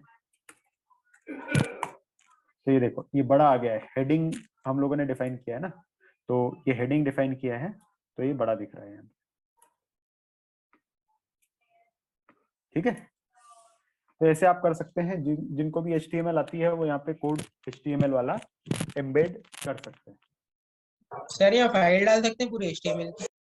हाँ डालो ना, HTML की फाइल फिर डालोगे तो आई वुड से कि यहाँ पे डालो। अभी क्या होता है ना कि हर एक का स्ट्रक्चर डिफाइन होता है ना, तो जैसे यहाँ पे तो आप लोग पाइथन के कोड लिख रहे हैं, बट अब आप बोल रहे हो पाइथन पूरी की पूरी HTML की फाइल ही आपको डालनी है, तो HTML की फाइल जो रहेगी वो तो बहुत सारी कोडिंग होगी उसके अंदर। अब इतनी सारी कोडिंग यहाँ पे लिखोगे तो बहुत मेसी हो जाता है। ठीक है, तो उस चीज को अवॉइड करने के लिए फ्लास्क में and everywhere, I mean Django में भी बोलोगे, कहीं और भी देखोगे, तो हर जगह पे ये फैसिलिटी दी हुई है कि एक अलग से फोल्डर बनता है। उस फोल्डर का नाम हमेशा टेम्पलेट्स नाम का ही होना चाहिए। ध्यान रखना कि अगर आपको फिक्स्ड टेम्पलेट्स का यूज करना है, फॉर एन एग्जांपल यहाँ से मैं login.html है, ठीक है, मैं इसको ओपन करता हूँ। login.html, हाँ, login.html मेरे पास यहाँ पे पड़ी होगी फ्लास्क वाले में, तो ये टेम्पलेट्स है। अब यहाँ पे एक login.html नाम की फाइल है, इसको मैं ओपन करता हूँ, तो ये ऐसा मेरे को दिख रहा है। Enter name and then maybe जो भी आपका नाम है यहाँ डालो और सबमिट का बटन दबाओ। ठीक है, अब ये वाला जो टेम्पलेट है login.html वाला, अब इसके पीछे कुछ ना कुछ कोडिंग होगी। जो कोडिंग है वो दिखा देता हूँ मैं। यही वाला login.html, उसका कोडिंग ये लिखा हुआ है, लोकल होस्ट और login method post is equal to enter name. तो एंटर नेम वाला देख रहा था, उसके अंदर इनपुट में टेक्स्ट ले रहा था और व्हाटएवर। तो ये जो आपका है पूरा HTML का छोटा सा कोडिंग है, ये इस चीज के लिए। ठीक है, तो ये जो कोडिंग है इस चीज के लिए आपको इसको यूज करना है आपके उसमें। जैसे ही आपने यहाँ से एंटर नेम लिखा, सौरभ लिखा, सबमिट का बटन दबाया, तो अब यहाँ से जो इसका राउटिंग होना चाहिए वो कहाँ पे होना चाहिए? आपके प्रोग्राम में। और प्रोग्राम बोले तो कि आपका जो भी फ्लास्क का जो फंक्शन था वो सौरभ को एक्सेप्ट करता है and then that is going to say hello Saurabh, ऐसा करके कुछ भी लिखना था। ठीक है, तो वो अगर आपको करना है तो आपको क्या करना पड़ेगा कि ये जो लॉगिन नाम की जो टेम्पलेट है, जो HTML टेम्पलेट है, उसको आपको यूज करना है आपके कोड में। तो उसको बोलते हैं जिंजा टेम्पलेटिंग, जिंजा टेम्पलेटिंग। ठीक है, तो जैसे जो इस तरह के जो पेजेस आप रहते हैं वो आप आपका ये वाला जो कोड है, इस कोड में बनाने की जगह रादर देन हम लोग क्या करते हैं कि हम बोलते हैं कि नहीं नहीं ऐसा मत करो, इसको आप टेम्पलेट्स नाम का एक स्पेसिफिक फोल्डर बनाओ और उस फोल्डर में आप रख दो और फिर वहां से यूटिलाइज करो। बट हमेशा वो टेम्पलेट्स वाले फोल्डर में ही होना चाहिए। ठीक है, तो ये सिस्टम अपने आप ही पहचान जाता है कि टेम्पलेट्स वाले फोल्डर के अंदर अगर कुछ लिखा है मतलब वहां से राउटिंग हो रही है या वहां से यूज किया जा रहा है उसको। ठीक है, आतिक आपका क्वेश्चन सॉल्व हुआ? ऐसी बहुत सारी टेम्पलेट्स है, जैसे ये स्टूडेंट्स वाली है। अब ये जो है मशीन लर्निंग मॉडल्स में जब मैं आप लोगों को बताऊंगा तो इस तरह की फील्ड्स आप लोगे, सबमिट का बटन दबाओगे तो ऑटोमेटिकली वो राउट होंगे वहाँ पे। ऐसे रिजल्ट्स वाली है, ठीक है, तो मैं बताऊंगा वो चीजें। बट समझ में आया कि HTML टेम्पलेट्स का यूज कर सकते हो। आप चाहो तो डायरेक्टली यहाँ पे पेस्ट करो, कोई रोक नहीं रहा है, but that is not a good programming जिसके अंदर कोड बहुत मेसी हो जाता है। तो इसलिए पहले से बना के यहाँ पे टेम्पलेट्स में ड्रॉप कर देते हैं। ठीक है, और बात कर रहा था मैं जिंजा टेम्पलेटिंग की। तो जिंजा टेम्पलेटिंग में क्या होता है, जिंजा फ्रेमवर्क को ये सपोर्ट करता है फ्लास्क, और जिंजा फ्रेमवर्क को सपोर्ट करता है इसका मतलब क्या होता है? अगेन वही वाली चीज है कि आपको इतना कोडिंग ना करना पड़े पूरा HTML का। और ये भी हो सकता है कि सेम कोड जो लॉगिन स्क्रीन है चार जगह पे यूज हो रही, तो हर एक को आप यहाँ पे पेस्ट तो नहीं करते बैठोगे। तो उसके लिए आपने क्या करा कि यहाँ पे टेम्पलेट्स में डाल दिया और उसको यूज करते जा रहे हो जिंजा टेम्पलेट्स के थ्रू। ठीक है, तो यहाँ पे अगर जिंजा टेम्पलेट का यूज करना है, यानी टेम्पलेट्स का यूज करना है, ये टेम्पलेट्स कहलाती है, मतलब ये HTML पेजेस जो हैं इनको हम लोग टेम्पलेट्स बोल रहे हैं। तो अगर आपको टेम्पलेट्स का यूज करना है तो उसके लिए फिर हमारे पास एक स्पेशल फंक्शन होता है फ्लास्क में, which is called as render template function. Render templates function. अब ये रेंडर टेम्पलेट्स का मतलब क्या हुआ? रेंडर का मतलब होता है दिखाओ, टेम्पलेट्स का मतलब है टेम्पलेट, तो टेम्पलेट्स को दिखाओ या टेम्पलेट्स को यूज कराओ हमारे। ठीक है, तो रेंडर टेम्पलेट फंक्शन उसलिए यूज होता है। अब ये जो रेंडर टेम्पलेट्स फंक्शन हमारा यूज हो रहा है उसको कैसे यूज किया जाए? तो पहले तो हमने फ्लास्क में इंपोर्ट किया पहले फ्लास्क एंड देन उसके बाद रेंडर टेम्पलेट्स एंड देन उसके बाद यहाँ पे हमने app.route के अंदर हेलो यूजर नाम का बनाया है, हेलो यूजर बनाया और हेलो यूजर में यूजर का नाम लिया है, ठीक है, और देन रिटर्न किया है रेंडर टेम्पलेट्स और हेलो HTML। तो हेलो HTML नाम का जो हमारे पास फंक्शन है वो कहाँ है, ये रहा है हेलो HTML। देखते हैं क्या ये, तो यहाँ पे हेलो लिखते हैं और उसके बाद जो भी हमारा था वो नाम दिखाते हैं यहाँ पे, ठीक है। तो ये हमारा था, मतलब हम क्या बोल रहे हैं कि यहाँ से हम लोग हेलो में हेलो वाला जो फंक्शन था उसको कॉल करेंगे, यहाँ पे यूजर नेम डालेंगे और जो भी यूजर नेम आपका आया है वो यूजर नेम के साथ में ये टेम्पलेट को रेंडर करेंगे। अब ये जो टेम्पलेट था उसके अंदर हमारे पास क्या है, तो टेम्पलेट में ये ऐसा है, तो ये रिटर्न हम लोग करके देंगे, ठीक है। तो वो टेम्पलेट के अंदर हम लोग हेलो HTML टेम्पलेट कॉल करवाएंगे और उसमें यूजर मतलब जो नाम है वो यूजर वाला नाम पास करवा देंगे। जैसे ये हेलो नाम का जो हमारा है उसके अंदर आप देखो कि ये क्या कर रहा है कि ये कुछ नहीं कर रहा है, सिर्फ ये नेम को जो भी हमारे पास होके आया है उसको शो कर रहा है, नथिंग एल्स, ठीक है। तो मैं एक बार ये वाला रन करवा के दिखाता हूँ आपको, ठीक है। यहाँ पे हेलो एंड यूजर वाला है,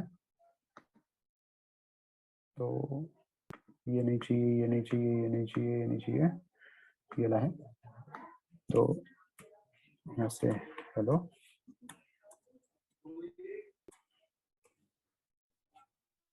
ठीक है। तो यहाँ पे अगर आप देखोगे बड़े बड़े वर्ड्स आ रहे हैं, ये मैंने नहीं लिखे हैं अपने कोड में, मेरे कोड में तो सिंपल सा टेम्पलेट को रेंडर करवाया हुआ है। मतलब आप समझ रहे हो आतिक या अदर गाइज कि यहाँ पे जो आप लिख रहे हो वो सीधे सीधे जो है वो आपने जो टेम्पलेट डिफाइन की थी उससे ये पिकअप करके ला रहा है। टेम्पलेट जो थी वो ये रही थी आपकी हेलो वाली, एक बार फिर से दिखाता हूँ। तो ये जो टेम्पलेट थी इसके अंदर हेलो आएगा और उसके बाद सीधे नाम दिखना था और आप इससे पहचान सकते कि ये टेम्पलेट रेंडर हो रही है, ये पीछे ये भी लिखा हुआ था हमने, ठीक है। चाहिए आप इस टेम्पलेट को चेंज कर दो,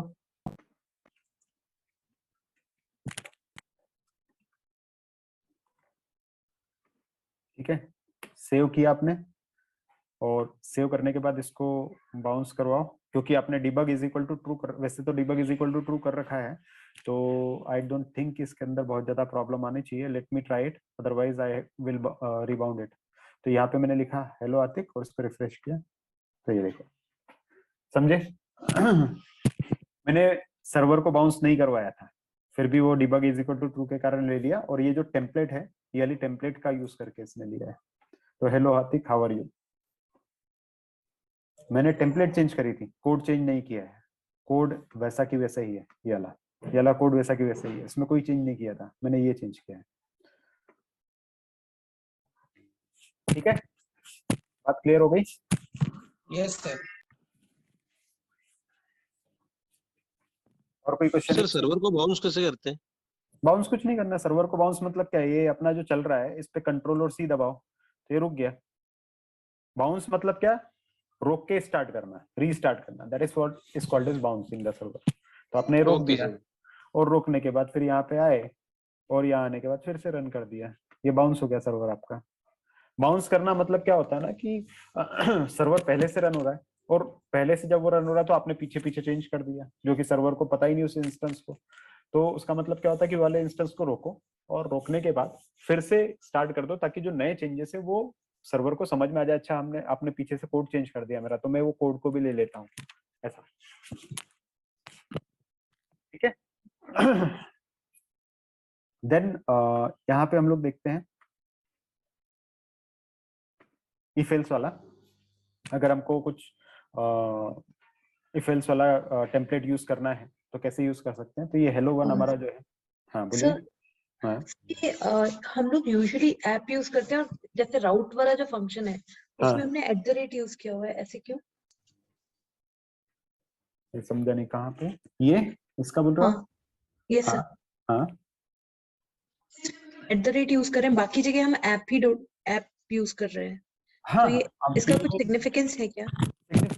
कन्वेंशन है, ये तो मुझे भी नहीं पता कि ये @ वगैरह क्यों लगा के रखे हैं इन लोगों ने, ये सब चाहते हैं ये ऐसा लिखना, मतलब सिंटेक्स है, अब उसका तो मैं भी कुछ नहीं कर सकता, ओके सिंटेक्स है ये, ठीक है। तो अभी ये हेलो वन नाम का जो HTML टेम्पलेट है ये मैंने बनाया है और इस HTML टेम्पलेट में ये लोग क्या बोल रहे हैं, जैसे यहाँ पे तो हमने बोला कि डॉक टाइप HTML मतलब ये HTML फाइल होने वाली है। अब ये HTML स्टार्ट किया है यहाँ से और यहाँ पे HTML एंड किया है। ठीक, यहाँ से हमने बॉडी स्टार्ट की और यहाँ पे बॉडी एंड करी है। अब यहाँ पे हमने लिखा है कि if marks are greater than 50, अगर मार्क्स जो है स्टूडेंट के एंटर किए हुए वो 50 से ज्यादा है तो यहाँ पे हम लोग लिख देंगे योर रिजल्ट इज पास। और अगर मार्क्स उससे छोटे हैं एल्स है तो हम बोल देंगे कि यू आर फेल्ड और आपके रिजल्ट फेल्ड है। ठीक है, तो यहाँ पे हमको एक चीज ध्यान रखनी पड़ेगी कि ये डिलीमीटर जो है, note that the conditional statement if and else if are enclosed in delimiter this, मतलब हमको ये इस तरह के डिलीमीटर में लिखना पड़ेगा। ये अगेन ये सिंटेक्स है, I can do much about it, but ये इस तरह से आप इफ एल्स वगैरह जो कंडीशन है उसको यूज कर सकते हैं। तो अगर आपको इफ एल्स कंडीशन लगानी है, मार्क्स 50 से ज्यादा है, मार्क्स 50 से कम है, तो उसके बेसिस पे आप रिजल्ट को मैनिपुलेट करके दिखा रहे हैं। और ये आपने एक HTML टेम्पलेट में लिखा हुआ है। अगर आपने ये HTML टेम्पलेट में लिखा है, let me show that HTML as well. ये हेलो वर्ल्ड वाला जो HTML है ये ऐसा दिख रहा है फिलहाल तो, क्योंकि हमने अभी इसमें कुछ पास किया ही नहीं इसलिए ऐसा दिख रहा है। अब इसको हम लोग यूज करना शुरू करते हैं। तो ये आपने यूज करना शुरू किया, क्या किया, रेंडर टेम्पलेट। कि रेंडर टेम्पलेट इसलिए कि हमको ये टेम्पलेट रेंडर करवानी है। ठीक है, अब रेंडर करवानी वाली टेम्पलेट, और फिर आपने यहाँ पे क्या करा कि हेलो नाम का फंक्शन बनाया और उसके अंदर आपने इससे स्कोर ले लिया। अब ये बार बार ऐसा क्यों कर रहे हैं, क्योंकि आप यहाँ से ये वैल्यू लेना चाहते हैं इसकी, तो आपने इंटीजर टाइप में स्कोर ले लिया यूजर का। आप चाहते तो एक HTML टेम्पलेट और ले सकते थे और ये रेंडर करवा रहे बार टेम्पलेट उसकी जगह से एक्सेप्ट भी कर सकते थे। तो आपने स्कोर ले लिया और स्कोर लेने के बाद में वही जो स्कोर है उसको आपने क्या कर दिया, पास करवा दिया उस टेम्पलेट में, मार्क्स वाली टेम्पलेट में। तो आपने स्कोर यूजर से लिया, इस फंक्शन में आए और यहाँ से हेलो वन को रेंडर करवा दिया। मतलब आप समझ रहे हो सॉरी, आप समझ रहे हो नॉर्मली कैसे एप्लीकेशन काम करता होगा कि हमारे जो एप्लीकेशंस रहते हैं उसमें आप पहला पेज लेते हो, उस पहले पेज के अंदर आप बोलोगे कि अच्छा अभी मैंने वो बनाया नहीं, बट यहाँ पे आप बोलोगे प्लीज एंटर द मार्क। जैसे ही आपने बंदे ने मार्क्स एंटर करे, लेट से 50, यहाँ से बटन दबाया, ये आपका जो है कोई भी एक मेन वाला एक पेज है। ठीक है, तो आपने जैसे ये बटन दबाया तो दबाने के बाद ये जो भी आपका ये जो स्कोर था ये यहाँ पे आया, किसमें, आपका ये वाला प्रोग्राम में, ये वाला प्रोग्राम में। और इस प्रोग्राम में आने के बाद ये जो स्कोर था, ये स्कोर हमने लिया और यहाँ से हमने जो था इस स्कोर को लेके hello.html जो था वो कॉल करवा दिया। तो hello.html में जो भी लिखा था if else वाला वैसा यहाँ पे रेंडर हो जाएगा। तो अभी तक आपने जो ICICI का पेज मैंने दिखाया था उसमें होम पेज पे थे, बटन क्लिक करते थे और किसी दूसरे पेज पे चले जाते थे, उसके बीच में ये सब चीजें होती थी। ठीक है, अभी मैं सिर्फ यहाँ से लेके यहाँ तक का पोर्शन आपको सिखा रहा हूँ। अभी मैंने ये वाला चीज नहीं बताया है कि भाई मेन से आप इसमें कैसे ले रहे हैं और यहाँ से फिर कैसे राउट कर रहे हैं। अभी आप इन दोनों के बीच की राउटिंग देख रहे हैं कि भाई ये पेज आया है और इस पेज के अंदर आप सीधे स्कोर एक्सेप्ट कर रहे हैं और स्कोर एक्सेप्ट मतलब यहाँ स्कोर एक्सेप्ट कर रहे हैं और यहाँ से आप इसको कॉल करवा रहे हैं। But you can connect it from some other page as well, कि वहां से एक्सेप्ट करो, इसमें आए और यहाँ से फिर आगे बढ़े, वो भी कर सकते। ठीक है, तो लेट अस सी कि यहाँ से हमने स्कोर एक्सेप्ट किया और hello one HTML को कॉल करवा दिया। सिंपल सा काम। उसके लिए मैंने सर्वर को स्टॉप किया Ctrl+C से एंड देन रीरन किया। रीरन करने के बाद हेलो वाला जो हमारा था उसको हम देख रहे हैं। तो ये इसको तो बंद करता हूँ, यहाँ से हेलो वाला यूज कर रहे हो और यहाँ पे स्कोर डालते हैं। जैसे आपने डाला, जैसे हेलो और 50 डाला तो 50 is something which is less, sorry 50 के लिए मैंने कोडिंग बराबर नहीं करी है, 49 कर लेते हैं। तो 49 जैसे आपने डाला तो फेल आ गया। ठीक है, जो हमारी कोडिंग थी उसमें ये था कि 50 से बड़ा होगा तो पास होगा, 50 तक तो फेल ही है, तो 50 से बड़ा डाल देते हैं तो ये पास आ गया। ठीक है, कोई डाउट है इसमें, कोई क्वेश्चन है? तो मेरा एक डाउट है, लाइक हम लोग जो पाइथन स्क्रिप्टिंग करते हैं वो हमारे फ्रंट एंड पे विजिबल रहता है क्या, जैसे हम F12 करके इंस्पेक्ट एलिमेंट करते हैं? नहीं नहीं आता है वो पाइथन स्क्रिप्ट्स।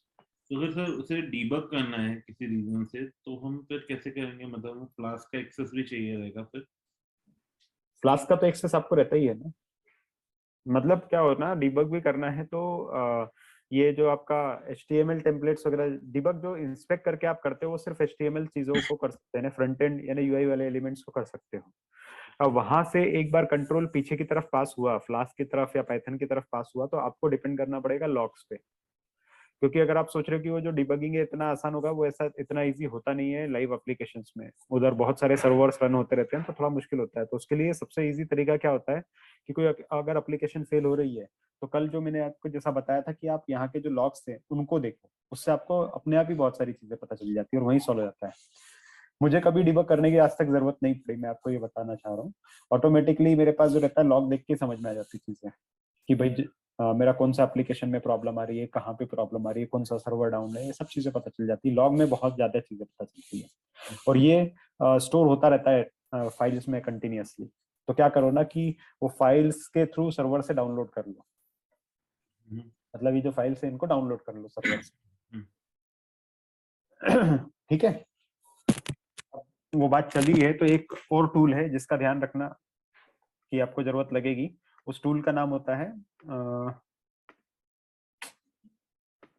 उस टूल का नाम होता है पुट्टी। आप में से कुछ लोगों ने यूज भी किया होगा पुट्टी। तो ये पुट्टी क्या होता है? पुट्टी एक टूल होता है जिससे आप किसी भी रिमोट सर्वर को लॉग इन कर सकते हो। मतलब अभी तक आप जब भी काम करोगे तो आपका एक लोकल सिस्टम पे काम नहीं करोगे ना, आपको तो प्रोडक्शन सर्वर पे भी काम करना रहेगा। तो प्रोडक्शन अभी आपका ये लोकल सिस्टम है, ठीक है, और एक है AWS। तो AWS पे आपने अपना अकाउंट बना रखा होगा। अब AWS क्या होता है? AWS मतलब अमेजन वेब सर्विसेज।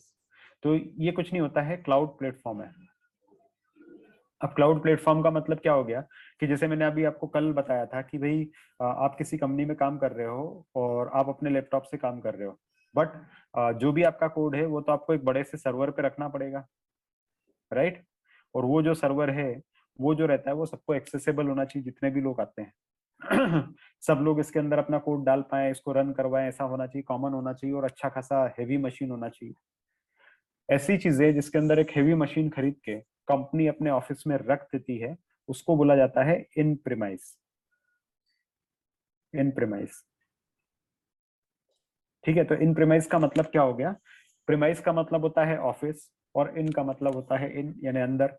तो प्रीमाइस के अंदर ही मतलब अपने ऑफिस में या हमारे थ्रू लिए हुए डेटा सेंटर में अगर हमारा एक सर्वर, हमारा एक बहुत बड़ा हेवी मशीन रख दिया जाता है तो उसको बोला जाता है इन प्रीमाइस आर्किटेक्चर। ठीक है, तो वो होता कुछ नहीं, आज से करीब 6-7 साल पहले तक यही सब कुछ होता था और आज भी होता है। ठीक है, बड़े बड़े डेटा सेंटर बनाए जाते हैं। डेटा सेंटर मतलब कुछ नहीं होता है, एक कंपनी होती है जिसके अंदर बहुत सारे हेवी सर्वर्स रखे जाते हैं। बहुत सारे बड़े बड़े सर्वर वो मशीन या तो किराए पे लेके या खरीद के रख लेती है। और मान लो यहाँ पे हमारे पास 6 अलग अलग कंपनी है, कंपनी ए है, तो कंपनी ए को एक सर्वर चाहिए था, तो ये कंपनी क्या बोलती है, ये जो XYZ नाम की जो कंपनी होती है ये बोलती है कि ठीक है मेरे पास 6 सर्वर पड़े हैं। कंपनी ए बोलती है हम स्टार्टअप है, हमको तो सिर्फ एक ही सर्वर चाहिए और हम वो खरीद भी नहीं सकते। तो बोलते हैं ठीक है आप मत खरीदो, हमारे पास एक सर्वर पड़ा हुआ है, इसको आप किराए से ले लो। तो ये वाला जो रहता है ये कंपनी ए ने किराए से लिया हुआ है। अब कंपनी ए का जितना भी डेटा रहेगा, जितने भी प्रोग्राम्स रहेंगे, जो भी सब रहेगा, ये इस वाले सर्वर पे चलता रहेगा। इसी तरह से कोई छोटी सी दूसरी स्टार्टअप कंपनी है, दूसरी कंपनी है जिसको एक नया प्रोजेक्ट शुरू करना है, वो बोलता है हमको सर्वर खरीदना नहीं है, हमको तो किराए पे चाहिए। तो बोले ठीक है कोई दूसरा सर्वर आप ये ले लो। एक कोई कंपनी रहेगी वो अपना सर्वर यहाँ पे एक और ले लेगी। तो ऐसे जो रहेगी, एक XYZ नाम की कंपनी है, उसने बहुत सारे अलग अलग सर्वर्स अपने एक वेयर हाउस में या एक डेटा वेयर हाउस नहीं बोलते उसको, एक्चुअली डेटा सेंटर बोलते हैं, बट होता वो वेयर हाउस टाइप की चीज होती है और कुछ नहीं है, जिसके अंदर बहुत सारे सर्वर उसने लेके रख रखे हैं और अलग अलग कंपनी को किराए पे चलाती है वो। तो उसको बोला जाता है डेटा सेंटर। और ऐसे डेटा, ब्लू होस्ट वगैरह ये लोग सर्वर प्रोवाइड करते हाँ होंगे। करेक्ट। तो ये जो डेटा सेंटर्स होता है इस डेटा सेंटर के अंदर अगर आपका सर्वर रखा हुआ है और उसको आप यूज कर रहे हैं तो उसको बोला जाता है इन प्रीमाइस आर्किटेक्चर। ठीक है, जिसके अंदर आपके खुद के सर्वर होते हैं, सर्वर भी आपको रखने हैं, आप ही को मेंटेन करना है, आप ही को अपग्रेड करना है, सब कुछ आपको करना है या आपके किसी वेंडर को करना है। ये होता है इन प्रीमाइस वाला। अब ये जो प्रॉब्लम थी इसके अंदर, मान लो अगर आप एक स्टार्टअप कंपनी है तो उसको आपको ये डेटा सेंटर वाले से पूरी डील वगैरह करनी पड़ेगी, और डेटा सेंटर वाले भी लिमिटेड होते हैं अपनी कैपेबिलिटी में। वो बोलेंगे ठीक है हम आपको सर्वर दे देते हैं किराए पे, आप सर्वर ले लो। और सर्वर मतलब क्या हो गया, एक मशीन है सिर्फ, तो मशीन का किराया लेते रहेंगे आपसे। बट वो मशीन, सिर्फ वो मशीन आपके काम की नहीं होती, उसके अंदर आपको सॉफ्टवेयर भी इंस्टॉल करने पड़ेंगे, उसके अंदर आपको सिक्योरिटी अपडेट्स भी देखनी पड़ेगी, उसके अंदर आपको उसका मेंटेनेंस भी देखना पड़ेगा, 50 चीजें होती हैं। अब वो कौन करेगा? अब वो करने के लिए फिर इस कंपनी को क्या करना, ये तो बेचारे स्टार्टअप है, ये तो अपने सॉफ्टवेयर पे ध्यान देना चाह रहे हैं कि भाई मेरा मशीन लर्निंग का सॉफ्टवेयर बना लूं मैं। बट मशीन लर्निंग के सॉफ्टवेयर बनाने की जगह ये कहाँ उलझ गए, ये उलझ गए इन सब चक्करों में कि भाई सॉफ्टवेयर कौन इंस्टॉल करेगा, इसमें विंडोज इंस्टॉल करना है, इसमें लाइनेक्स इंस्टॉल करना है, इसमें पुट्टी डालना है, इसमें 50 दूसरी चीजें डालनी है, इसमें सिक्योरिटी की भी हमको देखना है, तो सिक्योरिटी के मालवेयर वगैरह और दूसरी चीजें हैं जो लेयर्स है वो सब डालनी है। तो मेन धंधा जो था, मेन जो बिजनेस था इस कंपनी का, वो था मशीन लर्निंग के सॉफ्टवेयर बनाना। एक मिनट ना, तो मेन काम जो था इस कंपनी का, वो काम क्या था, वो कंपनी का काम था कि भाई मशीन लर्निंग के सॉफ्टवेयर बनाना। बट वो फंस किसके अंदर गए, वो इन सॉफ्टवेयर वाले चक्करों में फंस गए और इसी में अपना पैसा खर्चा करने लग गए।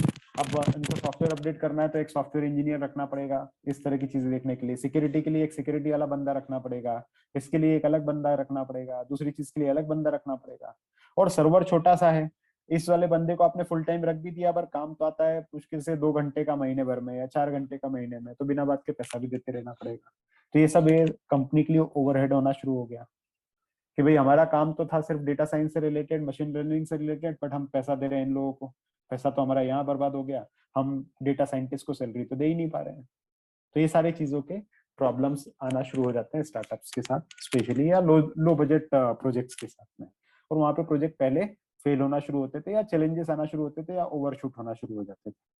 तो ये सारे चैलेंजेस पहले के जमाने में, मतलब 5-6 साल पहले तक आते थे, जो कि अमेजन ने और माइक्रोसॉफ्ट और इस तरह की बड़ी बड़ी कंपनियों ने ये सारे पेन पॉइंट्स को देखा, कंपनियों के ये वाले जो पेन पॉइंट्स थे इनको पहचाना, और पहचानना, उसको पहचानने के बाद फिर उन लोगों ने क्या शुरू करा, जैसे अमेजन ने शुरू किया AWS यानी अमेजन वेब सर्विसेज, माइक्रोसॉफ्ट ने शुरू किया अज्योर। तो ये क्या होते हैं, ये क्लाउड बेस्ड प्रोवाइडर्स होते हैं ना, क्लाउड सर्विसेज होती है। अब क्लाउड सर्विस क्या होती है, तो क्लाउड सर्विस मतलब उन्होंने बोला कि भाई तुमको एक सर्वर चाहिए ना, ठीक है, वो हमने अपना एक डेटा सेंटर बना के रखे हैं अलग अलग, थोड़े उन्होंने US में रख दिए, थोड़े UK में रख दिए, थोड़े इंडिया में रख दिए, थोड़े अलग अलग जगह पे उन्होंने ऐसे अपने अपने डेटा सेंटर रख दिए AWS ने। मतलब प्रिसाइसली AWS भी कर वही वाला काम रहा है जो XYZ करता था, बट XYZ एक छोटा सा वेंडर था, बट AWS जो है बहुत बड़ा वेंडर है, इसके बहुत सारे सॉफ्टवेयर भी। तो काम वही है, टाइप ऑफ काम वही, ये जो काम करता था वही काम ये भी कर रहा है, बट ये करता था छोटे स्केल पे और ये कर रहा है बहुत बड़े स्केल पे। स्केल मतलब साइज में, तो ये बहुत बड़े साइज में कर रहा है, ठीक है। इसने भी अपने ऐसे बहुत सारे डेटा सेंटर बना के रखे हैं, बट वो डेटा सेंटर के साथ में उसने क्या करा कि फिर और एडिशनल सर्विसेज भी डाल दी और अपने आप को फ्लेक्सिबल बना दिया। अब सर्विसेज मतलब क्या, जैसे XYZ जो था वो बहुत रिजिड था, वो क्या बोलता था कि ठीक है भाई मैं तो अपना सिर्फ हार्डवेयर ही किराए पे दूंगा, बाकी सब चीजों का मेंटेन करने का मेरे पास पैसा नहीं है और मेरे पास कैपेबिलिटी और एक्सपर्टाइज भी नहीं है, ऐसा इसने बोल दिया। तो मैं तो सिर्फ हार्डवेयर वाला हूँ, हार्डवेयर चाहिए तो मेरे से ले लो, मैं दे दूंगा, बाकी तुमको करना पड़ेगा ये सब चीजें। अब ये कंपनी बोलती थी अरे अकेला हार्डवेयर लेके हम क्या करेंगे, तुम बाकी चीजें भी कर लो। ये बोलता था मेरे पास एक्सपर्टाइज और पैसा नहीं है, मैं नहीं कर सकता। तो AWS बोलता मेरे पास पैसा भी है, एक्सपर्टाइज भी है, कैपेबिलिटी भी है, सब है। तो उसने क्या कर दिया, सर्विसेज बना दी। उसने बोला अच्छा तुमको क्या चाहिए, ए आया, उससे पूछा तुमको क्या चाहिए, तो ए बोलता है मेरे को हार्डवेयर भी चाहिए, उसके सारे के सारे सॉफ्टवेयर भी चाहिए और ये सब चीजें भी चाहिए। तो AWS बोलता है ठीक है मेरे पास सब चीजें हैं, मैं सबका एक पैकेज बना देता हूँ, हार्डवेयर का पैसा लगेगा इतना, सर्विसेज का पैसा लगेगा इतना, ठीक है, और ये पूरा महीने का मैं तुमको पैकेज बना के दे देता हूँ, तुम वो पे करते रहो, बाकी सब चीजें मेरी। मेरे को करना है माता बच्ची, तुम क्या करो, तुम्हारे लिए मैंने एक हार्डवेयर बना दिया, उसके ऊपर सिक्योरिटी इंस्टॉल कर दी, उसके ऊपर ऑपरेटिंग सिस्टम डाल दी, उसके ऊपर जो जो सॉफ्टवेयर डाल चाहिए था वो सब मैंने डाल दिया है, कि तुम्हारी मशीन तैयार है। अब तुम्हारे डेटा साइंटिस्ट को बोलो कि आए और इस मशीन को डायरेक्टली यूज करे। तो डेटा साइंटिस्ट आएगा, इसमें AWS पे अकाउंट बनाएगा, सीधे अपना मशीन लर्निंग का कोडिंग करते जाएगा और सॉफ्टवेयर बन के तैयार। इजी कर दिया उसने। ठीक है, कुछ कंपनी होगी वो बोलेगी नहीं नहीं हमारे पास ये सारी चीजें हैं, ये पूरी टीम है, मुझे तो बस हार्डवेयर चाहिए। तो वो AWS के पास आएंगे, बोलेंगे हमको सिर्फ हार्डवेयर चाहिए, तो बोलेगा ठीक है हार्डवेयर ले लो, उसका पैसा इतना है, सर्विसेज तुमको नहीं चाहिए मत, ऑप्शनल है वो। तो इन्होंने क्या करा, लाइफ आसान कर दी, इसकी भी कर दी, इसकी भी कर दी।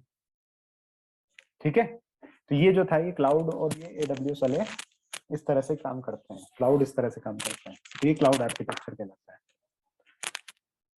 कोई डाउट है इसमें?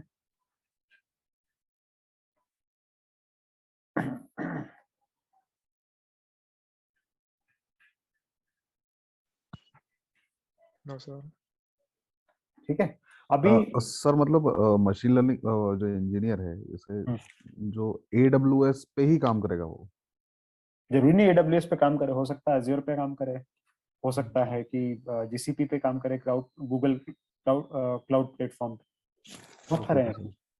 मतलब ये क्लाउड प्रोवाइडर्स हैं, IBM का भी क्लाउड है, अलीबाबा का भी है, बहुत सारे हैं। ओके।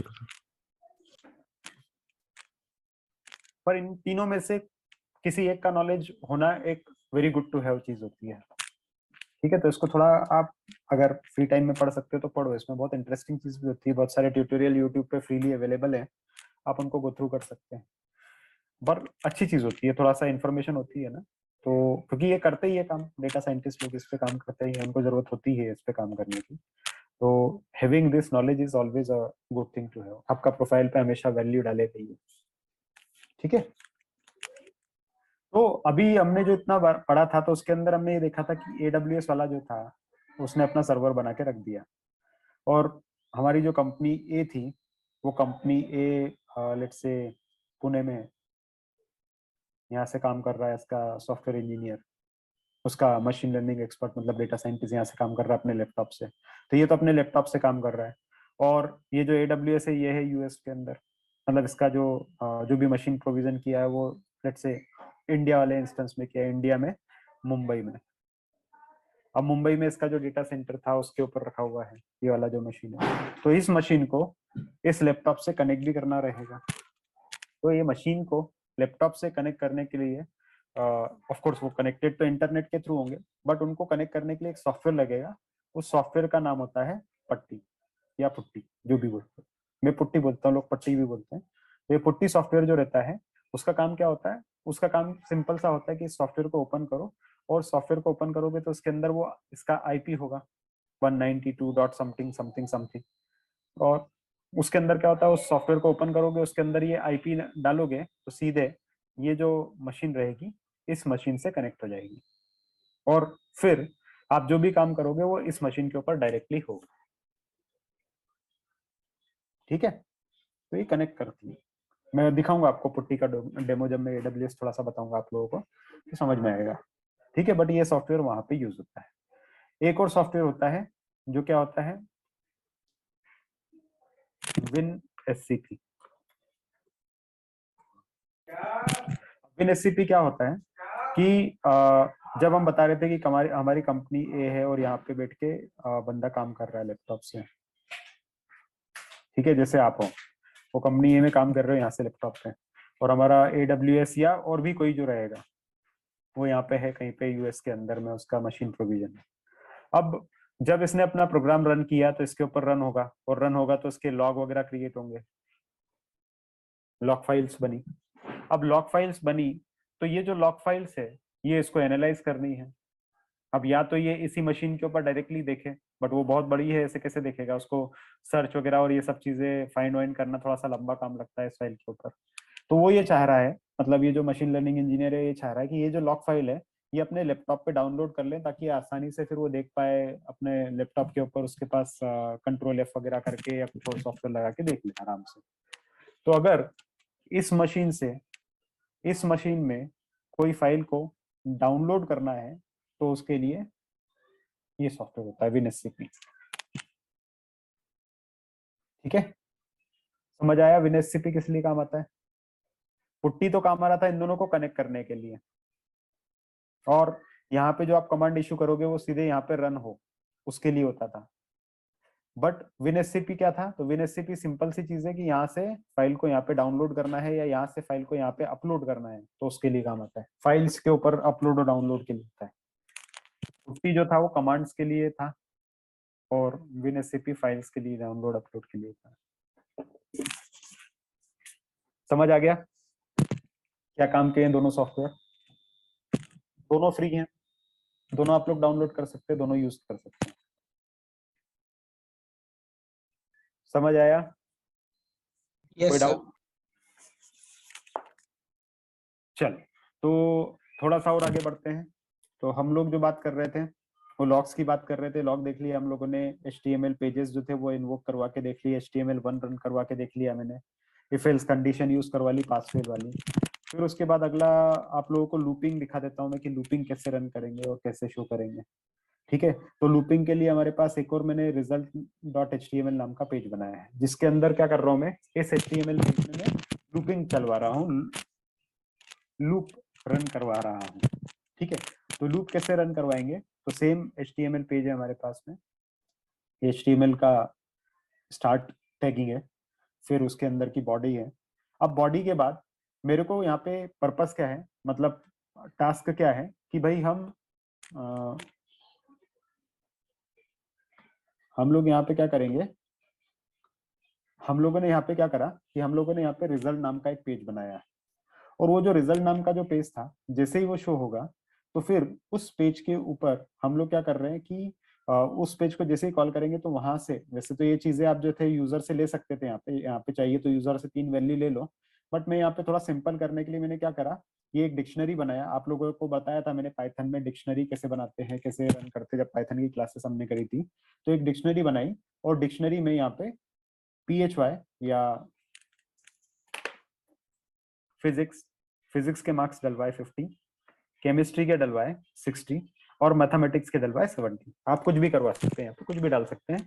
तो यहाँ पे आपने फिजिक्स के, केमिस्ट्री के और मैथ्स के मार्क्स डिक्लेयर करके रखे हैं कि भाई फिजिक्स में बंदे को आए हैं 50, केमिस्ट्री में आए हैं 60 एंड मैथमेटिक्स में आए हैं 70। और ये जो मार्क्स थे अब मुझे एक टेबल फॉर्मेट में दिखाने हैं। अब ये मार्क्स आपको टेबल फॉर्मेट में दिखाने हैं, ये जो है आपको एक टेबल फॉर्मेट में दिखाने हैं एक वेब पेज के ऊपर। पर टेबल फॉर्मेट में दिखाओगे, है ना, तो टेबल फॉर्मेट में दिखाने में टेबल कैसा दिखता है? और कॉलम। रो एंड कॉलम होते हैं। तो ये अगर आपका टेबल है तो टेबल में होना चाहिए क्या? टेबल में होना चाहिए रोज एंड देन कॉलम्स होने चाहिए, रोज और कॉलम्स होने चाहिए।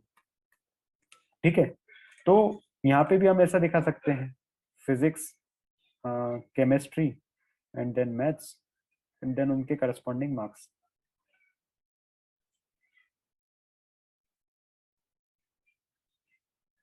ठीक है, अब ये जो मार्क्स है इसके अंदर अगर आप देखोगे तो ये जो टेबल बन रहा है तो इसके अंदर आपके पास एक ये दिख रहा है, दूसरा ये दिख रहा है, ये दिख रहा है इसके करस्पॉन्डिंग वैल्यू दिख रही है, ये दिख रहा है इसके करस्पॉन्डिंग वैल्यू दिख रही है। तो ये जो चीजें होती है इसको हम लोग बोलते हैं की, और इसको बोलते हैं इसकी वैल्यू। और जब भी की वैल्यू पेयर आता है, की वैल्यू कॉम्बिनेशन आता है, तो की वैल्यू कॉम्बिनेशन जो रहता है वो आपका डिक्शनरी के थ्रू दिखाया जाता है पाइथन में। तो ये डिक्शनरी के थ्रू आप पाइथन में दिखा रहे हैं, इसलिए आपने यहाँ पे डिक्शनरी का यूज किया है। ठीक है, ऐसा कि ऐसे फॉर्मेट एक और होता है जेसन फॉर्मेट, जावा वाला जो फॉर्मेट है जेसन फॉर्मेट। तो जेसन फॉर्मेट भी जब आपको रेंडर करवाना है या दिखाना है तो की वैल्यू के थ्रू ही होता है। तो जेसन फॉर्मेट भी जब आपके पास आएगा तो भी डिक्शनरी में ही होता है। तो जेसन भी क्या है, मतलब की वैल्यू का कॉम्बिनेशन को ही जेसन बोलते हैं, ऐसे फॉर्मेट जेसन फॉर्मेट बोलते हैं। तो जेसन मतलब क्या होता है, तो जेसन मतलब ये की वैल्यू वाला फॉर्मेट ही होता है। ठीक है, तो की वैल्यू फॉर्मेट में भी आपको रेंडर करवाना है, दिखाना है, जेसन फॉर्मेट के थ्रू ही करते हैं, तब भी आपको डिक्शनरी का यूज करना पड़ता है। फिलहाल मैंने डायरेक्टली डिक्शनरी का यूज किया। ठीक है, तो डायरेक्टली डिक्शनरी का आपने यूज कर लिया, उसके अंदर आपने ये वैल्यूज दे दी, और यही कि यही डिक्शनरी में स्टोर करने के बाद, डिक्शनरी में स्टोर हुआ ये कैसे पता चला मुझे, तो डिक्शनरी में स्टोर हुआ ये मुझे इस कर्ली ब्रेसेस से डिक्शनरी डिक्लेयर होती है। ठीक है, तो इसलिए हमने डिक्शनरी में यूज करवा दिया है। और यही जो डिक्शनरी थी ये डायरेक्टली रिजल्ट में रेंडर करवा, मतलब ये जो रिजल्ट वाला जो पेज था उसमें हमने पास करवा दी। ठीक है, अभी इसको क्लियर कर देता हूँ मैं और आपको एक बार रिजल्ट वाला पेज दिखा देता हूँ। ये रिजल्ट वाला पेज था। अब रिजल्ट वाले पेज में आपने क्या करा, यहाँ पे आपने टेबल डिक्लेयर किया है, मतलब आप ये बोल रहे हैं कि आप टेबल बनाने जा रहे हैं यहाँ पे। ठीक है, और टेबल में जो बॉर्डर है वो 1 विड्थ मोटी है, इसको चाहिए तो आप 2 करो 3 करो, जो भी करना है आपके ऊपर है। फिर उसके बाद आपने क्या करा, एक फॉर लूप चला दिया। फॉर लूप चलाया किसके ऊपर, की और वैल्यू पे। मैंने आपको बताया था कि की वैल्यू डिक्शनरी में हमने यूज करी है, की और वैल्यू। की हमारे पास जो था वो तो सब्जेक्ट था, और वैल्यू जो था वो उसके अंदर मार्क्स कितने आए थे वो था।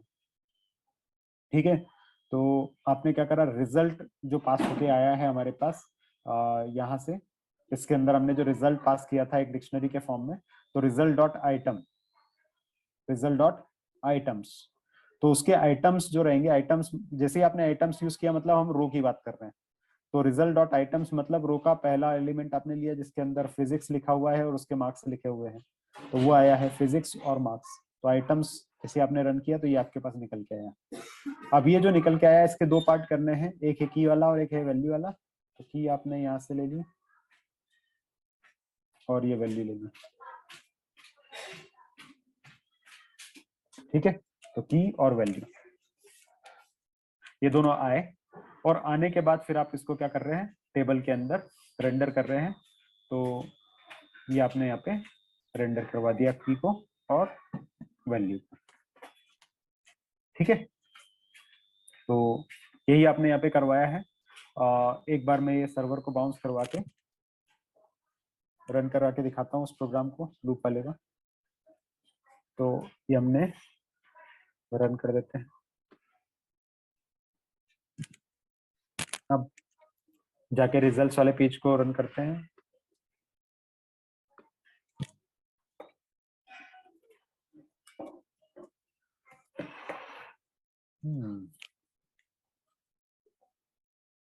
रिजल्ट्स नहीं है, रिजल्ट है।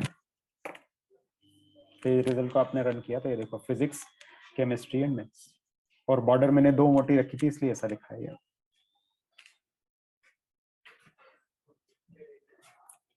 ठीक है, इसको आप और भी मोटी रखना चाहते हैं तो ऐसा भी रख सकते हैं। डीबग मोड में है इसलिए डायरेक्ट रिफ्रेश कर सकते हैं और ऐसा कुछ दिख जाएगा। तो आपकी मर्जी है कैसे आप इसको प्ले करना चाह रहे हैं, अपनी मर्जी से फिर इसको प्ले करते जाओ।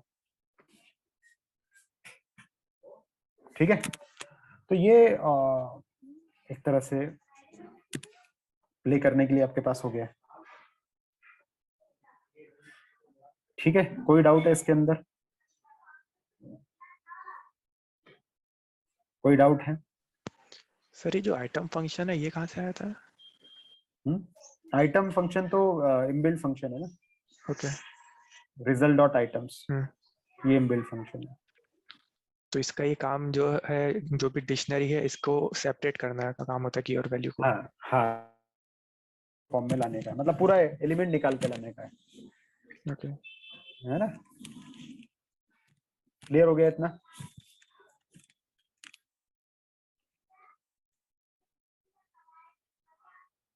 कोई डाउट?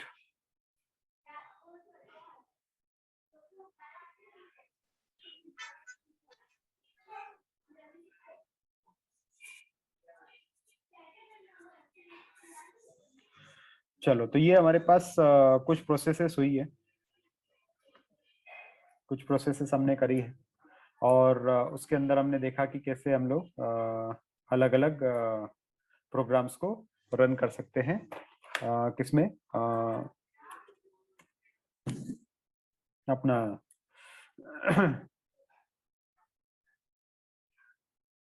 कैसे अलग अलग प्रोसेसेस को हम लोग रन कर सकते हैं। नाउ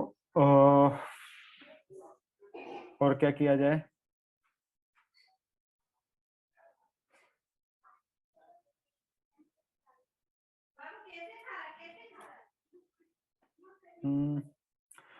ठीक है, तो ये एक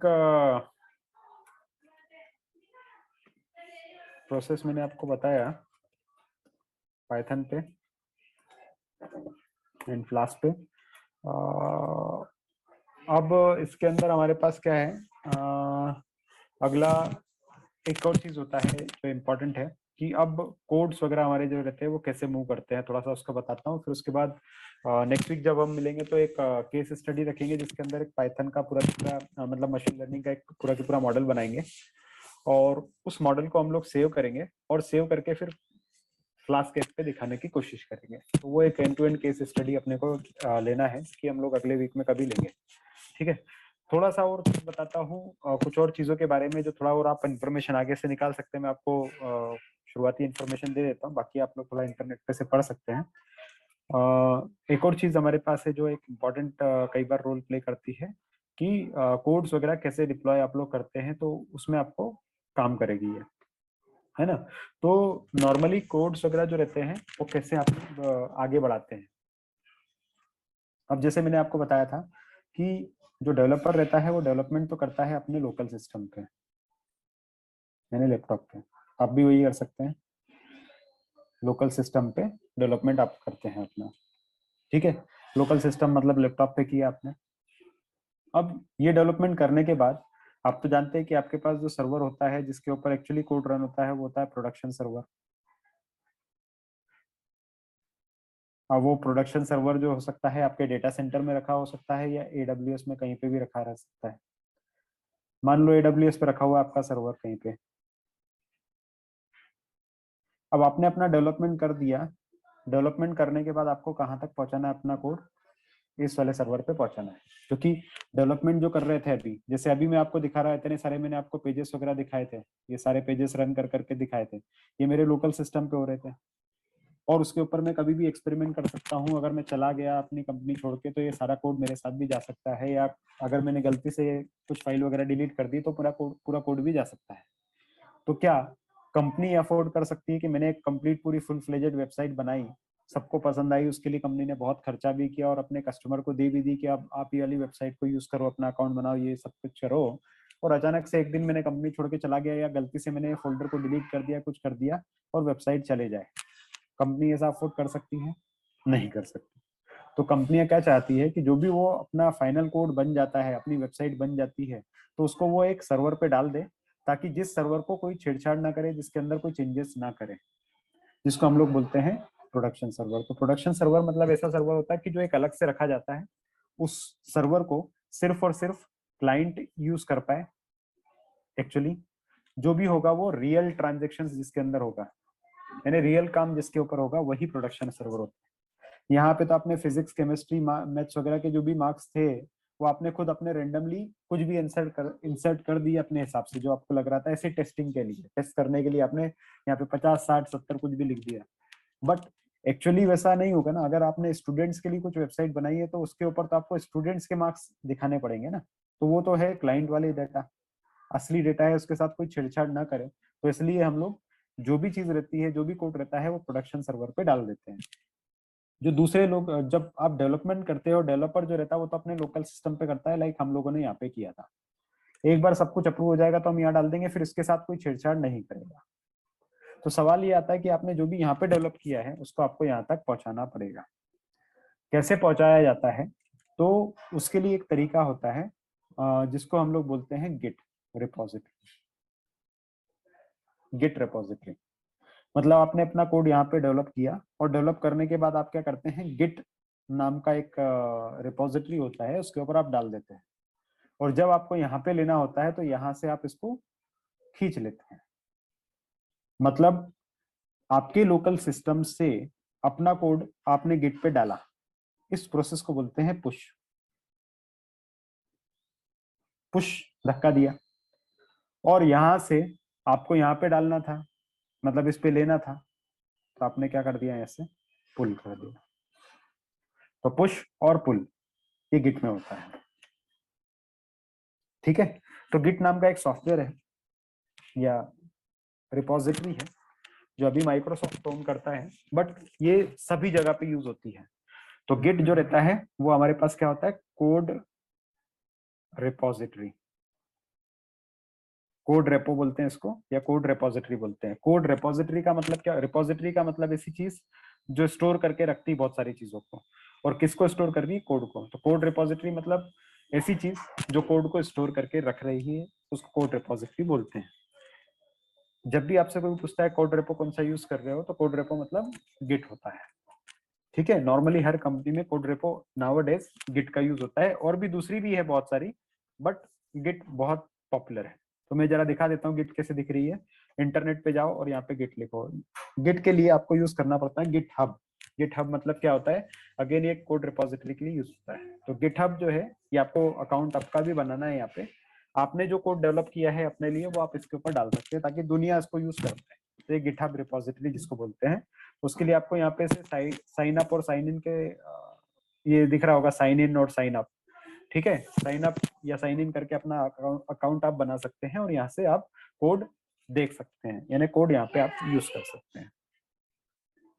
ठीक है, बहुत सारे जो रिसर्च पेपर रहते हैं, बहुत सारे जो डेवलपर्स रहते हैं, वो अपना कोड डेवलप करते हैं, इवन ओपन सोर्स है। तो ओपन सोर्स के अंदर बहुत सारे ऐसे लोग हैं जिन्होंने अलग अलग R&D करी है, अलग अलग रिसर्च करी है, और रिसर्च का जो कोड है वो गिटहब रिपोजिटरी पे डाल दिया है। वो किस लिए डाला है? कि भाई आप या मैं, जो लोग हैं, अगर हम लोगों को उनका वो जो रिसर्च वाला जो चीज है उसको देखना है, यूज करना है, तो हम यहाँ से वो कोड ले पाए। ठीक है, अगर रिसर्च पेपर्स आपको देखना है कि किसी ने बनाए हैं, उनको डिप्लॉय किया है, तो आप ये वेबसाइट है, इसका यूज कर सकते हैं, पेपर विथ कोड। ये एक वेबसाइट है, पेपर्स विथ कोड। ठीक है, ये पेपर्स विथ कोड एक ऐसी वेबसाइट है जिसके अंदर मशीन लर्निंग और आर्टिफिशियल इंटेलिजेंस से रिलेटेड लेटेस्ट रिसर्च पेपर्स जो होते हैं वो यहाँ पे डले होते हैं। बहुत सारे रिसर्च पेपर्स हैं और उनका कोड भी अवेलेबल होता है। और ये जो बिल्ली का आप साइन देख रहे हो, ये गिटहब रिपोजिटरी, मतलब उसका कोड गिटहब पे उन्होंने डाल के रखा हुआ है। तो पेपर भी बनाया है और उसका कोड भी बना के रखा हुआ है। ठीक है, बहुत सारे कोड आपको यहाँ पे दिख जाएंगे। जैसे अगर आप देखना चाहते हैं तो यहाँ से आप सर्च करो browse by state of art. ठीक है, अगर ऑब्जेक्ट डिटेक्शन हुआ, इमेज जनरेशन हुआ, बहुत सारे दूसरे, नेचुरल लैंग्वेज प्रोसेसिंग हुआ, तो नेचुरल लैंग्वेज प्रोसेसिंग के मॉडल्स हैं, मशीन लर्निंग के मॉडल्स हैं, ट्रांसफर लर्निंग है, डेटा ऑगमेंटेशन है, इसके अलग अलग पेपर्स हैं। ठीक है, ये स्पीच वाले, स्पीच रिकॉग्निशन के बहुत सारे रिसर्च पेपर्स और उसके ऊपर कोड हैं यहाँ पे।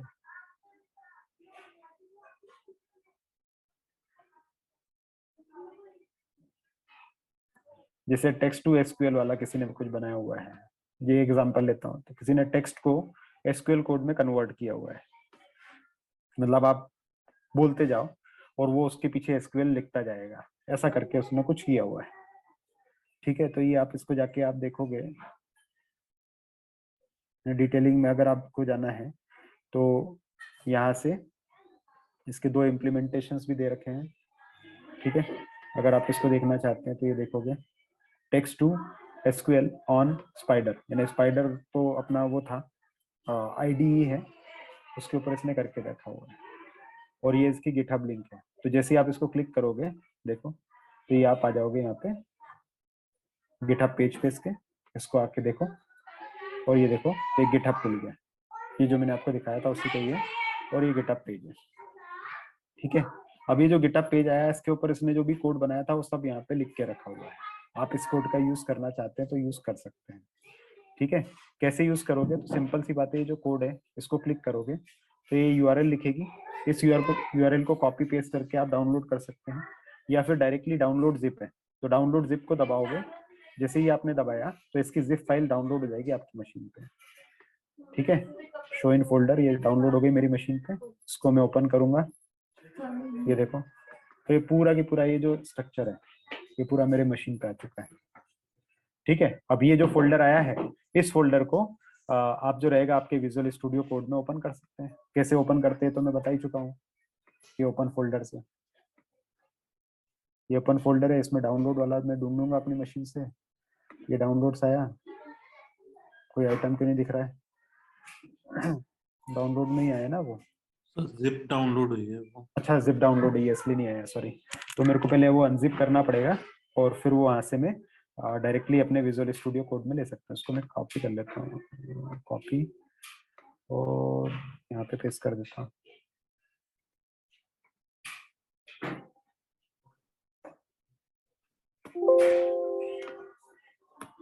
हो नहीं रहा है, कॉपी नहीं हो सकती। अच्छा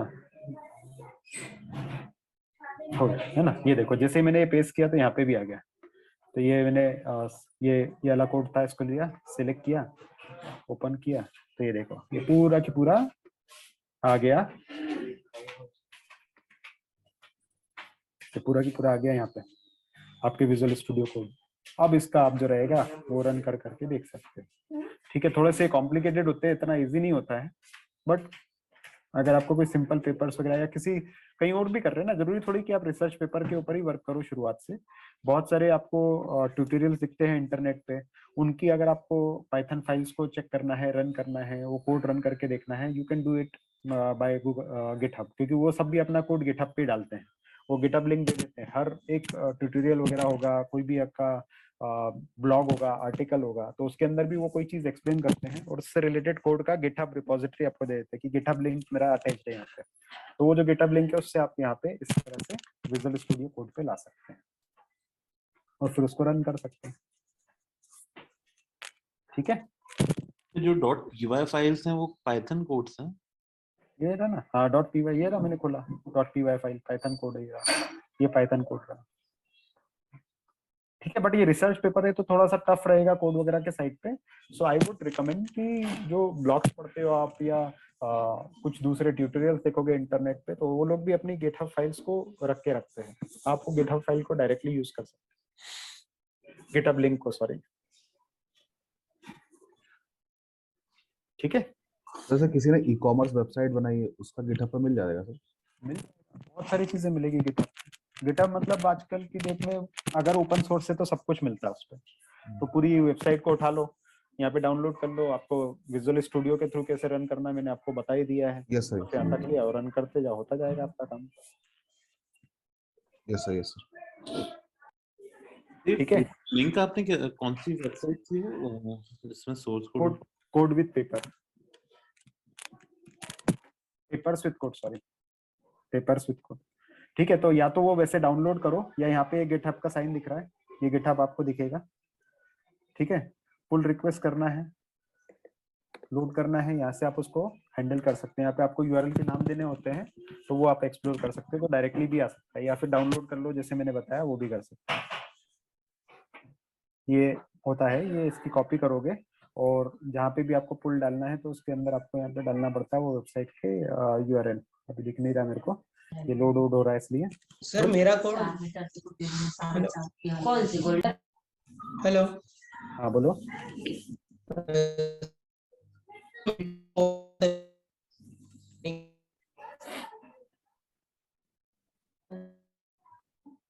यहाँ से कहाँ पर इम्प्लीमेंट करना होता है इसके बाद?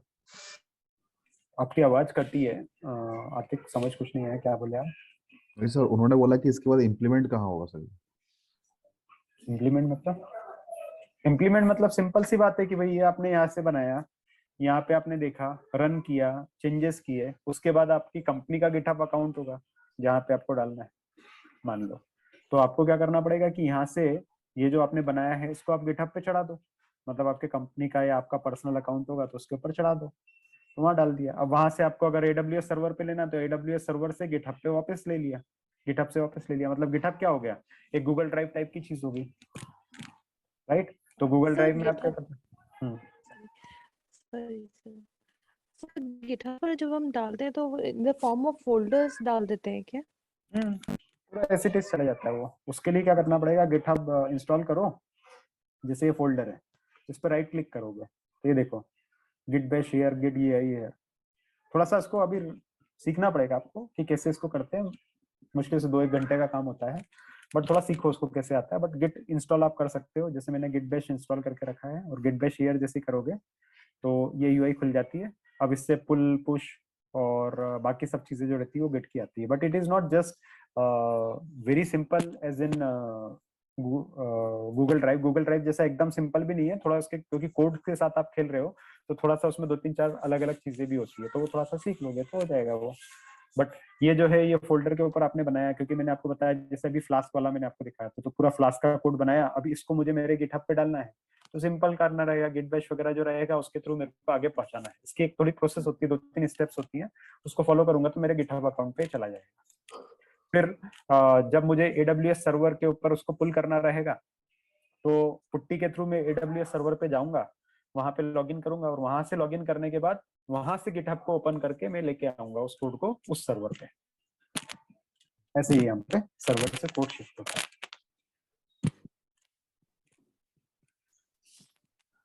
ठीक है,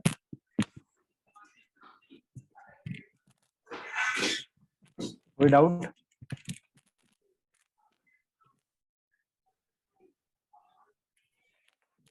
चलो, तो ये तो हुआ हमारा कुछ इन ऑपरेशंस हम लोग किस तरह से मशीन लर्निंग का यूज करते हैं।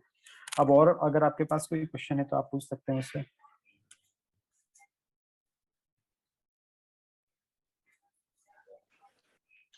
Sir, I have one doubt. At the beginning of our lecture, you have mentioned about Django and Flask, and said both these are equally important in data science. So, in order to become a good data scientist, do we need to have a good grasp on both technology or both frameworks, or anyone will work, like Flask or Django? Anyone will work. Okay. Anyone will work. So, which one you advise, learning about Django or Flask? Easy. See, as I said, anyone will work means what happened, because you should be knowing about know and how of things. Now, if I say learn Django or if I say learn Flask, so it will not be a good part for you, because what will happen in every organization, some uses Flask, some uses Django. So when I say learn Django, and if Flask is used in your organization, then that will not hold good, or vice versa, right? But both are kind of similar. So if I say you should do coding on PyCharm, it does not make sense, because some people use Visual Studio, but switching from Visual Studio to PyCharm is not that tough. Almost it's similar, right? Okay. So Django and Flask may be more or less things are almost same.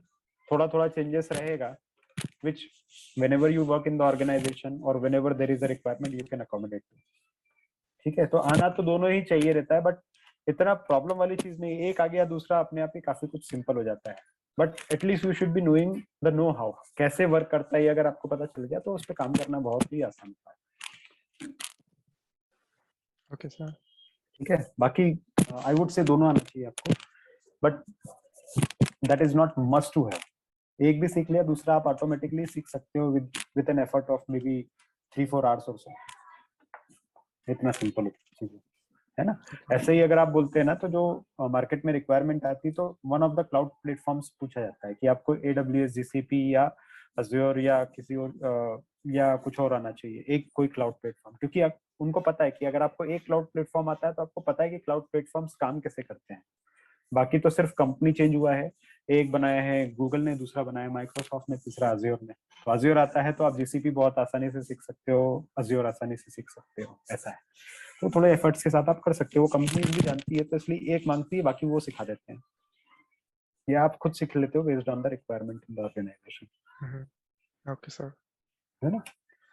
ठीक है guys, तो अब ये revise करो, and those who have interview scheduled, all the best. ठीक है, थोड़ा सा पाइथन और मशीन लर्निंग पे, जार्गन्स पे बहुत ज्यादा ध्यान देना। It is a very good opportunity, आप लोगों को लेनी चाहिए। उससे क्या होगा, रियल लाइफ एक्सपीरियंस मिल जाएगा। तो थोड़ा मेहनत कर लो 2-3 दिन और क्रैक इट, तो इजीली आपका काम हो जाएगा, है ना। एंड देन वहां से फिर आपको स्विच करना आसानी हो जाती है, थोड़ा सा आपको एक्सपोजर मिल जाएगा ना एक कंपनी का, तो वो इंटर्नशिप सर्टिफिकेट या वो जो भी एक्सपीरियंस है उसका यूज करके फिर आप दूसरी जगह पे बहुत आसानी से स्विच कर सकते हैं। तो it's a very good opportunity, but lightly मत लेना उसको। इंटरव्यू बहुत इजी नहीं होने वाला है, जैसा मैंने अभी आप लोगों का इंटरव्यू लिया था वीकेंड पे, उतना इजी नहीं होने वाला है। ठीक है, बट एटलीस्ट उतनी चीजें तो आपको आनी चाहिए, विद प्रॉपर एक्सप्लेनेशन अगर आप कर पाओगे तो आपका सिलेक्शन हो सकता है उसके अंदर। सर रिजल्ट कब आएगा?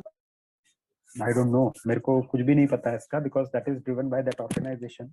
मेरे पास सिर्फ रिक्वायरमेंट आया था सीटीओ से, तो वो मैंने उसको प्रोफाइल फॉरवर्ड कर दिए थे आप लोगों से लेके। Now everything is driven bye them, तो लेट्स होप बेस्ट। आप इंटरव्यू दो, अच्छे से दो, बाकी की चीजें फिर मैं फॉलो अप करता रहूंगा बाद में, है ना? Yes sir. ठीक है, चलो, all the best and thank you. हाँ एक बोलो। क्वेश्चन था, तो ये जेंगो या जेंगो जो और फ्लास्क की दोनों फ्रेमवर्क ही हैं, और ऐसे सिमिलर और भी फ्रेमवर्क्स होते हैं? बहुत सारे होते हैं ना, वेब डेवलपमेंट फ्रेमवर्क हैं सारे, बट पाइथन के लिए स्पेसिफिक ये है, बाकी तो बहुत सारे हैं। हम लोगों को इतना दिमाग लगाना नहीं है किसी भी चीज पे, क्योंकि ये बहुत सारी चीजें फ्रंट एंड से रिलेटेड है, तो काफी कुछ जो रहता है फ्रंट एंड पे फिल्टर आउट हो जाता है। But I am targeting to make you as full stack data scientist. Full stack data scientist का मतलब यही होता है कि उसको ये चीजें थोड़ी बहुत पता रहती है, ठीक है? आपको भी पता होना चाहिए, क्योंकि आजकल रिक्वायरमेंट वैसी है। वो आप बोल दो कि जेंगो नहीं आता, फ्लास्क नहीं आता, ठीक है, बट आपके पॉइंट्स कम होते हैं, ब्राउनी पॉइंट कम होते हैं। अभी ये रहेगा तो ब्राउनी पॉइंट्स मिलते हैं, ठीक है? उनको पता रहेगा ना कि अगर आपको ये सब चीजें आती है तो वो आपको हायर करके रख लेंगे, थोड़ा काम एकदम कोर R&D टीम में करवा लेंगे। अगर R&D में बहुत ज्यादा काम नहीं है तो रेगुलर वाला जो डेटा साइंस इम्प्लीमेंटेशन होते हैं वहां पे यूज कर सकते हैं, तो इसलिए बहुत ईजी हो जाता है। और सर, जैसे ये जो अपॉर्चुनिटी है इंटर्नशिप की, ये मतलब एक्सपीरियंस लेवल, हम लोगों के एक्सपीरियंस लेवल पे भी लाइक ट्राई कर सकते हैं क्या? करो ना, उसके अंदर क्या प्रॉब्लम है? Certificate मैं आपको बोला ही था कि ये पार्ट टाइम भी हो सकता है ना। सी क्या होता है ना, आप प्रोफाइल दो, उसके बाद अगर कुछ डिस्कशन होता है तो उसमें बता दो कि यार फुल टाइम वर्कर, बट आप दिन में 2 घंटे दे सकते हो, बट उसमें टाइम देना पड़ेगा। इफ यू हैव सेट कि आप 2 घंटे दे सकते हो तो आपको देना पड़ेगा, नहीं तो वो क्या होता है ना कि फिर अच्छा नहीं रहता है। वो मेरा भी रेपुटेशन उसमें जाएगा, और ऑफ कोर्स फिर आगे की अपॉर्चुनिटीज नहीं बनती है। तो if you can sincerely devote that much time along with your job, तो ही फिर उसके ऊपर आगे जाओ, ऐसा होता है।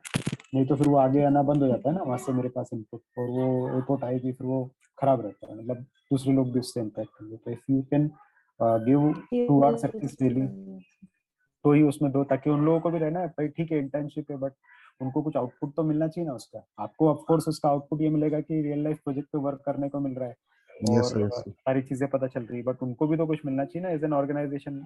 वो थोड़ी ट्रेनिंग के लिए रखे हुए हैं, उनको तो कुछ आउटपुट चाहिए उससे, आउटपुट मिलना चाहिए, इसलिए आपको डेली काम करना पड़ेगा। वो एक्सक्यूजेस नहीं सुनेंगे कि आज मेरे पास ये काम था या कुछ और हो गया था इसलिए नहीं कर पाया, वो नहीं हो पाएगा ना। इसलिए आप दे पाते हो अगर टाइम, तो ही उसमें प्रोसीड करना, एटलीस्ट 2 घंटा डेली। और वो उनको कमिट करो कि भाई 2 घंटा है, मैं यहाँ से यहाँ तक अवेलेबल रहूंगा, आपका इस 2 घंटे में काम करूंगा डेली, तो रहना पड़ेगा उस टाइम पे, ठीक है? And those who are looking for full time, तो उन्होंने बोला ही है कि 1 महीना हम लोग देखेंगे और maybe we will look at interview. अगर कुछ बहुत अच्छा निकल के आया तो इमीडिएटली ऑफर भी रोल आउट कर सकते हैं वो, और अदरवाइज 1 महीने में अगर आपने अच्छा काम किया, कुछ किया, तो ऑफर रोल आउट कर सकते हैं वो, because they have requirement. But ऐसा लोग चाहिए उनको जो काम कर पाएंगे, तो दैट्स गुड थिंग। आप लोगों को देखना चाहिए, एक्सप्लोर करना चाहिए, है ना? ठीक है गाइस, सो दैट्स इट। फिर मिलते हैं अगले वीक। मीनवाइल अगर कुछ क्वेश्चन रहता है, कुछ प्रॉब्लम रहता है तो पूछो आप लोग, ठीक है? चलो, good day. Thank you sir. Thank Thank you. you, sir. Thank you sir, bye. Thank you.